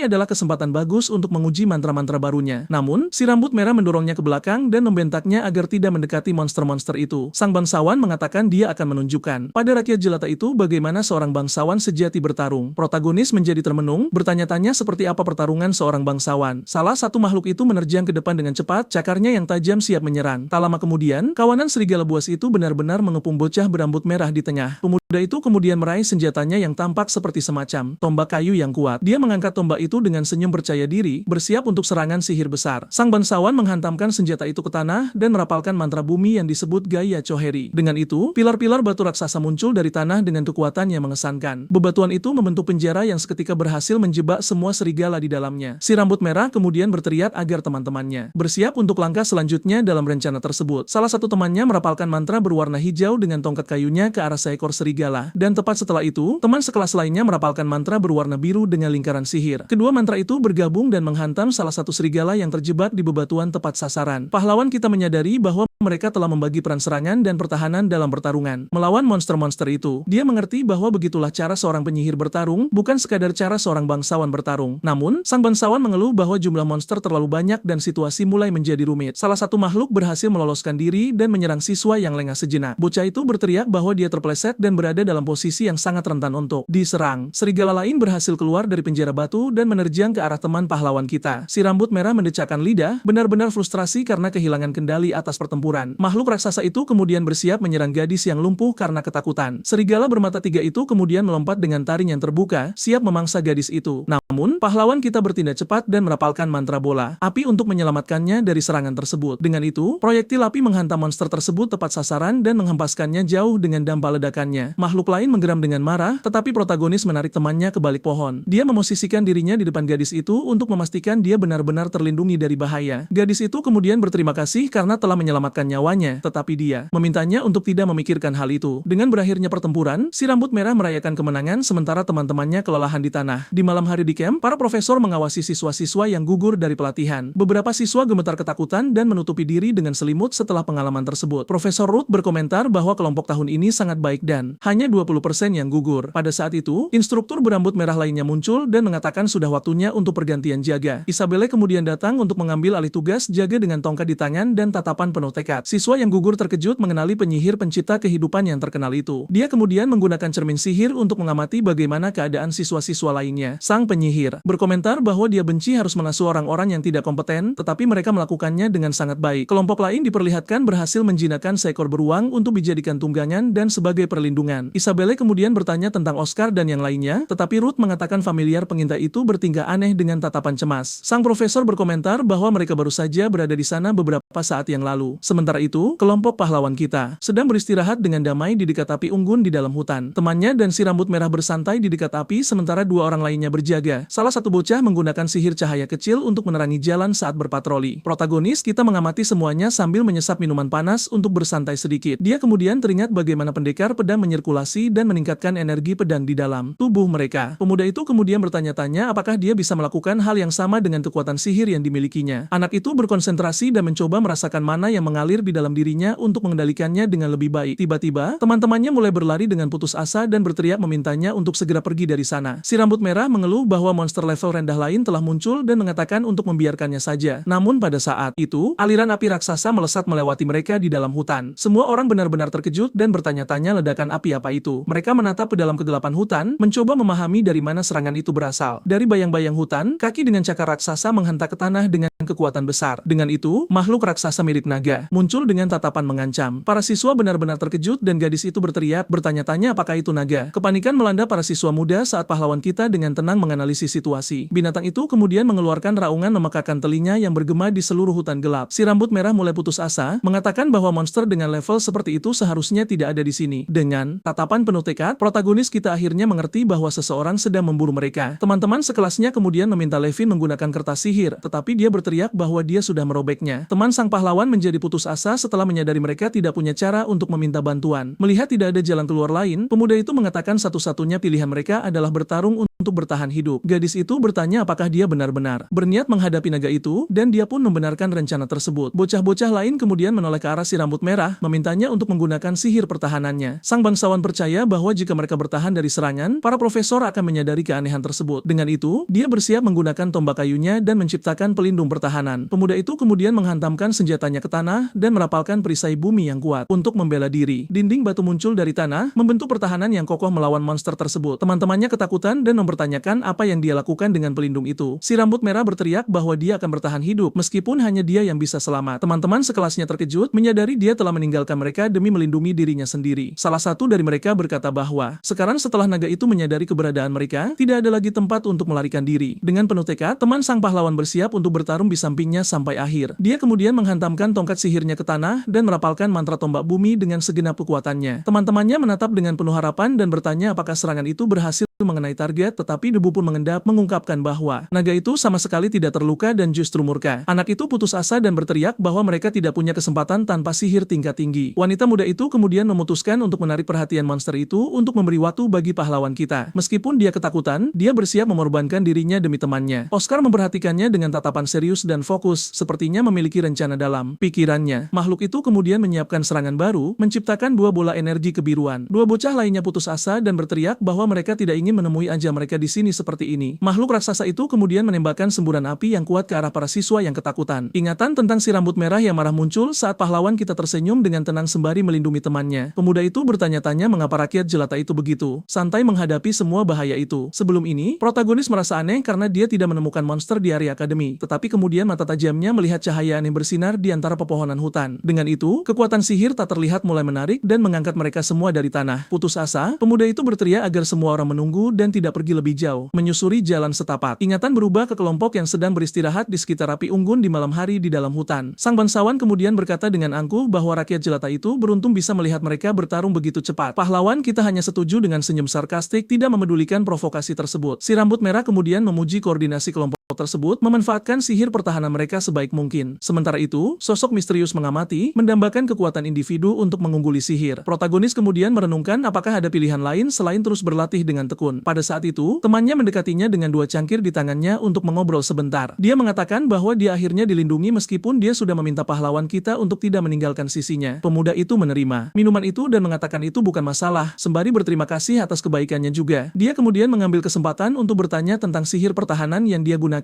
dalam pertempuran. Pemuda itu mempertanyakan mengapa ada perbedaan kekuatan dalam mantra yang dirapalkan. Dikatakan bahwa semakin dekat dengan perapal, semakin besar kekuatan mantra yang mereka keluarkan. Sang bangsawan menyuruhnya untuk tidak khawatir akan hal itu, karena begitulah rakyat jelata yang bodoh. Gadis itu menjelaskan bahwa semakin jauh dari alam, semakin banyak sihir yang kembali menjadi sekadar mana. Pahlawan berpikir bahwa jika efeknya berbeda dengan rumus yang sama, maka ada sesuatu di balik itu. Jadi, dia menyimpulkan pasti ada cara untuk meningkatkan efisiensi sihir yang digunakan. Temannya tertawa dan mengatakan sepertinya dia membuat minumannya sedikit terlalu kuat. Dengan senyuman, protagonis kita tampaknya mendapatkan wahyu besar pada saat itu. Matanya melebar saat dia akhirnya memahami rahasia di balik efisiensi sihir. Dengan cangkir di tangannya, dia memberitahu gadis itu bahwa dia akhirnya berhasil memahami segalanya. Gadis itu memanggil namanya, benar-benar bingung dengan reaksi mendadak temannya. Dia menatap minuman itu dan berpikir untuk meningkatkan kekuatan yang mengisi wadah sihir. Pemuda itu kemudian bertanya-tanya apakah ini mirip dengan energi pedang yang sudah dia kuasai. Dari kejauhan, sosok misterius bertopeng mengamati camp melalui mantra sihir. Bola sihir itu menunjukkan para siswa duduk di sekitar api unggun, tidak menyadari bahwa mereka sedang diawasi. Kembali ke masa kini, protagonis berdiri dengan penuh tekad, sementara temannya memperhatikannya. Dia menyadari bahwa makhluk itu menyerap kekuatan sihir dari atmosfer sebagai sumber energi. Diagram diperlihatkan tentang bagaimana energi mengalir ke inti naga, memperkuatnya. Namun pemuda itu mengatakan hanya itu yang dimiliki monster tersebut dan tampak tidak terkesan dengan kekuatannya. Dengan belati di tangan, dia bersiap untuk menunjukkan siapa di antara keduanya yang benar-benar superior. Legenda mengatakan naga seperti bencana alam, dan saat itu juga, binatang itu melepaskan semburan api mematikan ke arah protagonis kita. Anak itu kemudian menyadari monster-monster ini menarik mana dalam jumlah tak terbatas dari alam, itulah sebabnya serangan mereka begitu menghancurkan. Senjata di tangan, pemuda itu mulai bersinar, bertanya-tanya apa yang akan terjadi jika dia bisa memadatkan semua kekuatan alam itu. Tiba-tiba, ledakan energi raksasa meletus, dan makhluk bersisik itu meraung marah di tengah kilatan cahaya yang dahsyat. Menonton dari kejauhan, siswa lain panik dan mulai berlari putus asa untuk menghindari panas yang tak tertahankan. Meskipun dalam bahaya, pahlawan kita tetap tenang dan mengulurkan lengannya untuk melindungi temannya dari serangan api tersebut. Memfokuskan pikirannya, anak itu membuka mata yang bersinar dan memutuskan untuk merapalkan mantra bola api menggunakan teknik baru yang baru saja ditemukannya. Segera setelah itu, pancaran cahaya ungu masif turun dari langit dengan kekuatan luar biasa, menerangi seluruh hutan gelap di sekitar mereka. Tanpa memberinya kesempatan untuk bertahan, serangan sihir menghantam monster itu tepat sasaran, tepat di tengah-tengah wajahnya, menciptakan dampak yang mengesankan secara visual. Makhluk raksasa itu akhirnya benar-benar dilahap oleh energi ungu dan tidak bisa menahan kekuatan penghancur dari mantra tersebut. tersebut. Saat asap menipis, binatang raksasa itu jatuh ke tanah.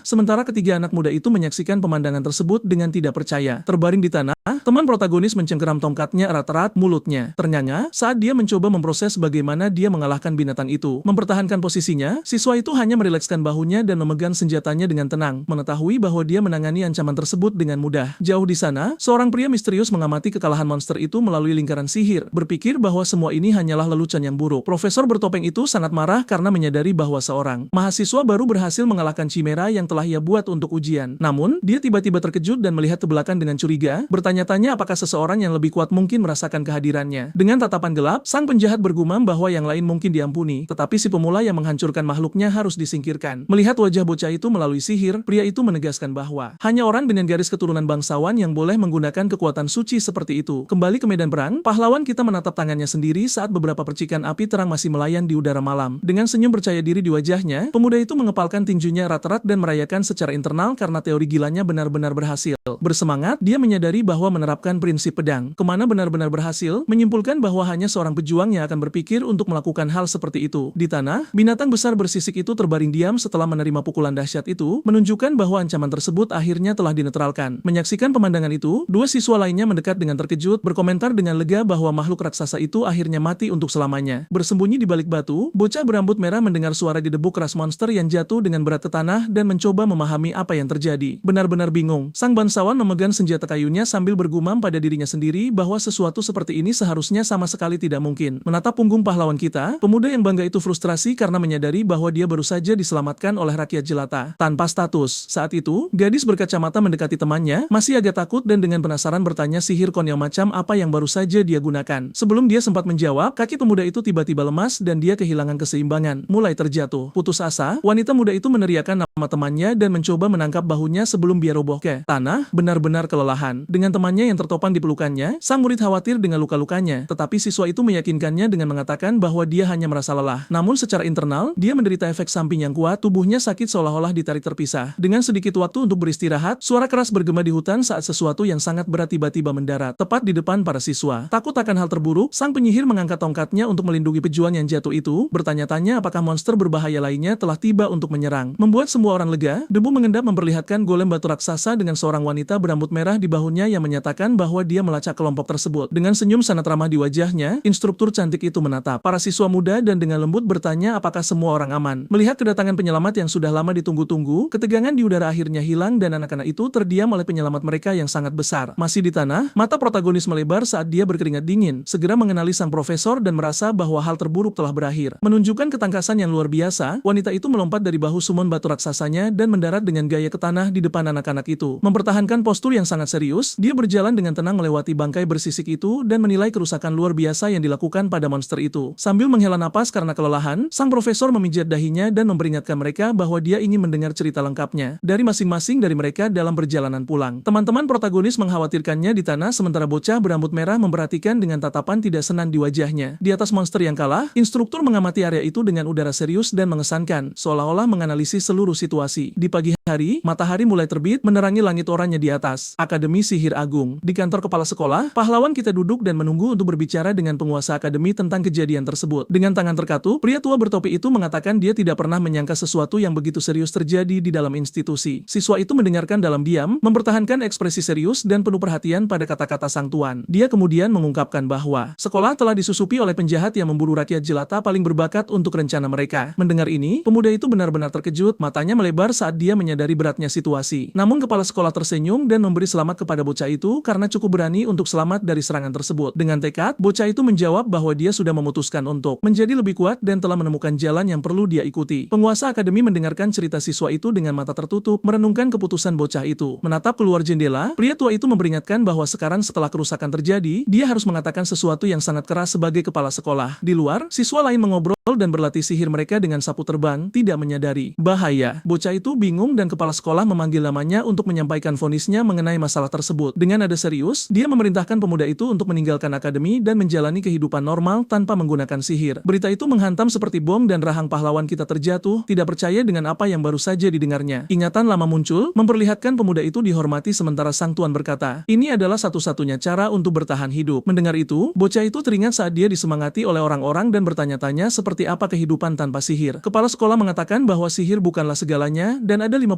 orang bahagia di dunia tanpa sihir. Dia kemudian menyarankan pemuda itu untuk tidak membuang kebahagiaan yang masih bisa dia miliki di usia mudanya. Penyihir tua itu memintanya untuk tidak menyerah saat dia masih muda, dan bayangan dia bersama temannya muncul di benaknya. Dengan ekspresi penuh tekad, siswa itu melihat ke samping dan dengan tegas menjawab bahwa dia tidak akan menyerah. Masih di kantor kepala sekolah, pemuda itu berdiri teguh dengan keputusannya menghadapi sang tuan tanpa rasa takut sedikit pun. Dia kemudian menjelaskan bahwa dia datang sudah terlalu jauh untuk menyerah sekarang, dan dia tidak bisa meninggalkan jalannya. Jawaban tak terduga itu mengejutkan sang kepala sekolah, dan dia menoleh ke murid tersebut sambil bertanya apa yang baru saja dikatakannya. Pahlawan kita kemudian berterima kasih kepada sang master atas perhatiannya terhadap keselamatannya, namun mengatakan bahwa ia tidak bisa menerima tawaran tersebut. Sambil menatap mata pria tua itu, sang pemuda mengungkapkan bahwa jika musuh berada di dalam akademi, dia sudah memiliki sebuah ide. Hal ini memancing rasa penasaran sang mayor, dan dia mencondongkan tubuh ke depan, ingin tahu apa rencana brilian anak laki-laki itu. Dengan penuh percaya diri, murid tersebut menawarkan diri untuk menjadi umpan yang sempurna demi memancing keluar para penjahat dan mengungkap mereka semua. Usulan berani itu membuat kepala sekolah akademi benar-benar terdiam dan terkejut dengan keberanian rakyat jelata tersebut. Sang kepala sekolah kemudian menatap murid itu dan bertanya apakah dia tidak takut mati dengan rencana yang begitu berisiko. Dengan senyum sangat percaya diri di wajahnya, sang pemuda menjawab bahwa dia tidak berniat menjadi santapan penjahat. Mendengar jawaban berani ini, penyihir tua itu terkekeh pelan, menunjukkan bahwa dia menyukai sikap pemuda itu. Namun kekeh itu segera berubah menjadi tawa keras dan tulus yang menggema di seluruh ruangan. Dengan itu, kepala sekolah mencengkeram bahu murid itu dan mengatakan bahwa dia akan mendukung tekad berani yang telah ia tunjukkan. Dia kemudian mengulurkan tangannya kepada sang pemuda dan menyegel kesepakatan di antara mereka dengan jabat tangan yang kuat dan tegas. Pahlawan kita tersenyum dan menjabat tangan sang master, menerima kemitraan untuk mengungkap musuh-musuh akademi. Namun, kepala sekolah memperingatkan bahwa bocah itu membutuhkan tongkat baru, meninggalkannya. Dalam kebingungan karena gagasan yang tiba-tiba itu, pemuda itu menatap senjatanya yang seperti bulu, yang sudah rusak total, dan bertanya-tanya mengapa dia membutuhkan yang lain. Sebagian dari tongkat itu patah dan jatuh ke lantai, menunjukkan bahwa alat itu tidak mampu menahan kekuatan sihir yang digunakan. Di tempat lain, instruktur berambut merah menunggu murid tersebut di sebuah ruangan yang tampak seperti perpustakaan besar. Dengan itu, dia memberikan tongkat baru kepada protagonis kita sebagai hadiah untuk misi berikutnya. Wanita itu menjelaskan bahwa itu hanyalah senjata pemula, tetapi akan sangat cocok untuknya saat ini. Bocah itu mempertanyakan apakah tongkat itu perlu, karena dia bisa menggambar lingkaran sihir hanya dengan jarinya. Dia kemudian mencelupkan jarinya ke dalam tinta seolah bersiap untuk menunjukkan sesuatu yang sangat penting padanya. Sang instruktur menggambar lingkaran sihir dan mengatakan bahwa tinta adalah mana dan tongkat adalah alat tulisnya. Dia menyimpulkan bahwa untuk menggunakan mantra yang sempurna, dia akan membutuhkan alat yang jauh lebih baik di masa depan. Sambil memegang senjata yang rusak itu, pemuda itu berpikir sungguh luar biasa bagaimana benda itu hancur hanya dengan sekali penggunaan kekuatan. Dia bertanya-tanya apakah tongkat itu tidak bisa menangani tekanan dari mananya yang telah dimurnikan, dan itulah sebabnya benda itu patah. Tiba-tiba, temannya memanggil namanya dan dia menoleh untuk menemukannya di gerbang akademi sihir. Gadis itu berlari mendekat, terengah-engah, dan meminta maaf karena telah membuatnya menunggu di sana sendirian begitu lama. Dia mengatakan tidak masalah, dan gadis muda itu mengatakan dia tidak keberatan, karena dia memang perlu pergi keluar untuk membeli beberapa barang. Dengan senyum penuh semangat, dia mengatakan bahwa sekarang mereka bisa pergi bersama untuk mencarikan tongkat baru untuknya. Di dalam toko, keduanya menemukan etalase besar yang penuh dengan tongkat sihir dari semua jenis dan model. Pemiliknya muncul dengan senyum bangga dan mengatakan mereka memiliki pilihan terbaik di seluruh kota. Dia memamerkan senjata yang penuh dengan permata dan sang protagonis langsung penasaran, ingin tahu tentang efeknya. Namun temannya menariknya ke samping dan menyarankannya untuk memeriksa harga sebelum terlalu bersemangat tentang senjata baru itu. Saat melihat harga 1 juta koin, rahang pemuda itu jatuh dan gadis itu menyarankan agar mereka mencari toko lain. Mereka kemudian berlarian keluar dari beberapa toko di mana para pedagang mencoba memaksakan produk yang sangat mahal kepada mereka. Di tempat lain, seorang pedagang gila mencoba menjual banyak sumpit seolah-olah itu adalah tongkat sihir. Cerita berlanjut dengan kedua teman tersebut berjalan menyusuri kota pada hari yang cerah untuk mencari senjata baru. Duduk di bangku, pemuda itu menghela napas dan mengeluh bahwa tongkat-tongkat itu terlalu mahal dan jauh melebihi anggarannya. Temannya menjelaskan bahwa kebanyakan penyihir adalah bangsawan, jadi alat mereka lebih berfokus pada penampilan. Mendengar ini, murid itu merasa tidak enak karena membuatnya berjalan begitu banyak, dan mengatakan dia akan mencari sendirian agar tidak merepotkannya. Tapi gadis itu marah dan berteriak bahwa karena mereka sudah sampai di sini, dia akan tetap bersamanya sampai akhir. Saat itu juga, mereka menemukan toko lain dengan simbol tongkat di tandanya dan melihat secercah harapan baru. Namun, seorang pria muncul dan memperingatkan bocah itu bahwa demi kebaikannya sendiri, lebih baik tidak masuk ke tempat itu. Sang protagonis bertanya mengapa dan pria itu mengatakan pemilik tokonya menakutkan dan memaksa orang untuk membeli barang. Pahlawan kita kemudian mengulangi kata-kata pria itu tanpa lebih tertarik daripada takut dengan ide tersebut. Ketakutan, gadis muda itu menarik lengan temannya dan memohon agar mereka melewatkan toko ini dan mencari di tempat lain. Mengabaikan permohonan temannya, bocah itu mendekati pintu dan meraih gagangnya, bertekad untuk masuk ke dalam. Dia kemudian membuka pintu dengan senyum dan mengatakan toko masih buka sementara temannya panik. Di dalam, tempat itu sangat gelap dengan berbagai tongkat dan senjata tergantung di dinding batu. Murid itu masuk dengan percaya diri dengan senyum di wajahnya, tetapi temannya tetap sangat gugup tepat di belakangnya. Saat dia berjalan melalui tempat berdebu itu, bocah itu mendengar derit kayu dan melihat sekeliling. Seorang pria berotot muncul dan bertanya apakah dia pelanggan, dan pahlawan kita mengonfirmasi bahwa dia sedang mencari tongkat baru. Pemilik toko kemudian mengambil tongkat sederhana yang ada di meja dan memeriksanya dengan jijik. Dengan nada menghina, dia mengatakan ada banyak tongkat yang cocok untuk bocah seperti pahlawan kita. Meskipun kasar, pemuda itu tetap tenang dan menghadapi pria itu tanpa terganggu oleh provokasi. Pandai besi itu kemudian menyipitkan matanya dan tanpa mempelajari bocah itu lebih dekat seolah-olah dia memperhatikan sesuatu. Pria itu memegang pisau dan menatap tangan pemuda itu, sepertinya telah memperhatikan sesuatu yang sangat aneh di sana. Tiba-tiba, dia melemparkan pisau itu ke dinding dan berteriak dengan marah, bertanya apakah bocah itu sedang mempermainkannya. Terkejut, murid itu mencoba menjelaskan dirinya sendiri, mengatakan bahwa itu bukan niatnya ketika dia memasuki toko. Namun pemiliknya berteriak bahwa dia tidak tahan lagi dengan omong kosong ini dan bahwa dia tidak memiliki tongkat untuk pendekar pedang di sana. Mata biru pahlawan kita melebar saat dia menyadari dengan tepat apa yang coba dikatakan oleh pandai besi itu. Ketakutan, teman bocah itu mengatakan dia tahu tempat itu berbahaya dan mendesak mereka untuk segera keluar dari sana. Namun, yang membuat dia terkejut, sang protagonis memotongnya dan berkata dengan tegas bahwa dia akan membeli tongkat di sini. Dengan senyum di wajahnya, bocah itu berpikir bahwa pemilik toko yang aneh ini telah memicu ketertarikannya. Gadis muda itu terkejut dan bertanya apakah mereka benar-benar akan memilih senjata baru di tempat yang mencurigakan seperti itu. Murid itu kemudian menoleh ke pria itu dan dengan tenang bertanya,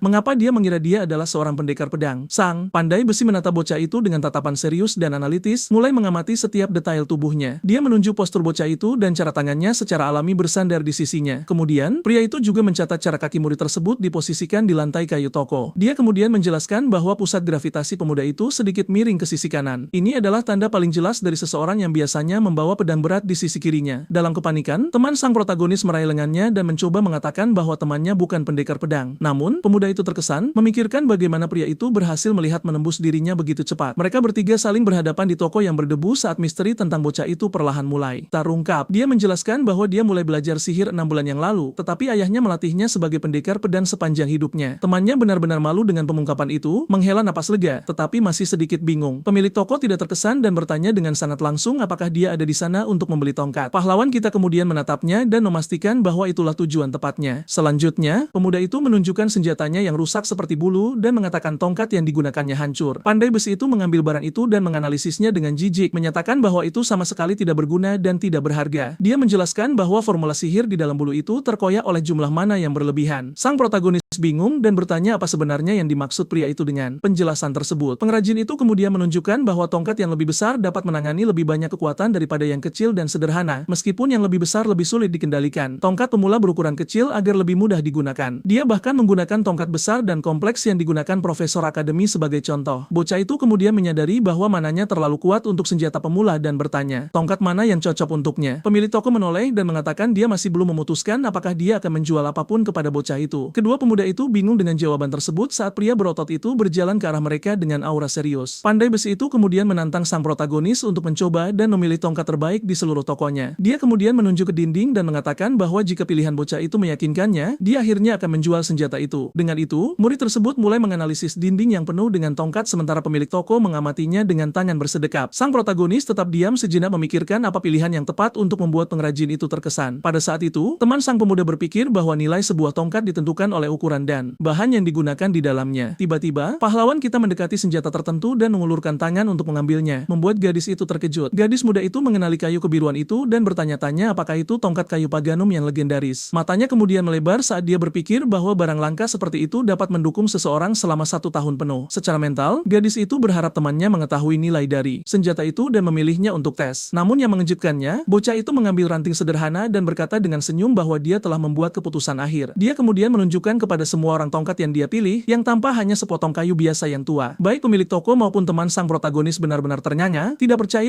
dengan pilihan bocah itu. Putus asa, gadis muda itu meneriakkan nama temannya dan menunjuk, mengatakan bahwa tongkat termahal di toko adalah yang satunya lagi. Dengan tenang, murid itu menjawab bahwa pandai besi meminta tongkat yang bagus, bukan tongkat yang mahal untuk tes. Pengrajin itu kemudian mendekati bocah itu dan dengan serius bertanya mengapa dia memilih tongkat itu. Dengan senyum, pemuda itu berkata, itu hanya perasaan dan dia merasakan sensasi yang baik saat menyentuh kayunya. Pemilik toko menjawab bahwa itu hanya tongkat tua yang ketinggalan zaman tanpa ada yang istimewa. Pahlawan kita kemudian memegang senjata itu dan membalas bahwa mungkin sudah tua, tapi setidaknya tidak rusak. Dia menjelaskan bahwa hal yang paling menakutkan dalam pertempuran adalah kehilangan alatmu, mengingat seorang pejuang melawan seekor naga. Murid itu menyimpulkan bahwa ini adalah tongkat yang bagus, karena dibuat dengan penuh perhatian dan dengan mempertimbangkan keselamatan penggunanya. Pandai besi itu terdiam mendengar tanggapan tersebut dan menatap bocah itu yang menatap balik dengan sangat percaya diri. Pemuda itu kemudian bertanya apakah pria itu akhirnya akan menjual tongkat itu kepadanya setelah semua pembicaraan ini. Namun, pemilik toko membalikan punggungnya dan mengungkapkan bahwa dia membuat senjata itu untuk putranya. Dengan nada sedih, dia menyatakan bahwa tongkat itu tidak untuk dijual dan hanya kenang-kenangan dari masa lalu. Kedua murid itu terkejut dan gadis itu bertanya mengapa senjata itu ada di toko jika tidak untuk dijual. Pria itu kemudian mengatakan bahwa pemilik tongkat itu hancur sebelum alatnya dan itu adalah cerita yang sangat umum. Di atas meja, sebuah foto menunjukkan pandai besi yang lebih muda dan tersenyum sedang memeluk putranya yang kecil dan bahagia. Dia kemudian mengatakan bahwa sampah seperti itu tidak bisa disebut senjata yang baik dan berjalan menjauh dari kedua pemuda itu. Bocah itu setuju, mengatakan sayang sekali dan memberitahu temannya bahwa mereka harus pergi mencari senjata lain di toko yang berbeda. Saat itu juga, pandai besi itu berhenti tiba-tiba dan berbalik ke arah para pemuda itu, bertanya kemana mereka berdua berpikir akan pergi. Protagonis kita berhenti berjalan, benar-benar terkejut dengan perubahan mendadak pria itu dalam sikap dan menatapnya tanpa mengerti apapun. Dengan itu, pria besar itu mengangkat alatnya dan menyuruh mereka menunggu, karena dia sendiri yang akan membawakan tongkat yang sempurna untuk pemuda itu. Mendengar janji ini, kedua murid itu tersenyum lebar dan merayakan kemenangan mereka dengan sangat gembira dan lega. Saat mereka menunggu, gadis muda itu menghela napas lega setelah semua ketegangan, dan dengan penasaran bertanya-tanya senjata apa yang akan dibawa pengrajin itu untuk mereka. Pada saat yang tepat, suara keras pintu berat yang terbuka bergema di seluruh ruangan, menarik perhatian semua orang. Seorang pria berambut abu-abu yang mengenakan baju besi dan penutup mata tiba-tiba datang, membuat teman-temannya cukup terkejut. Menatap murid-murid itu dengan kemarahan murni, satria tua itu bertanya mengapa para bocah itu berada di dalam tempatnya. Para pemuda itu hanya menatap prajurit veteran itu, benar-benar tidak bisa berkata-kata menghadapi pintu masuk yang begitu agresif dan tak terduga.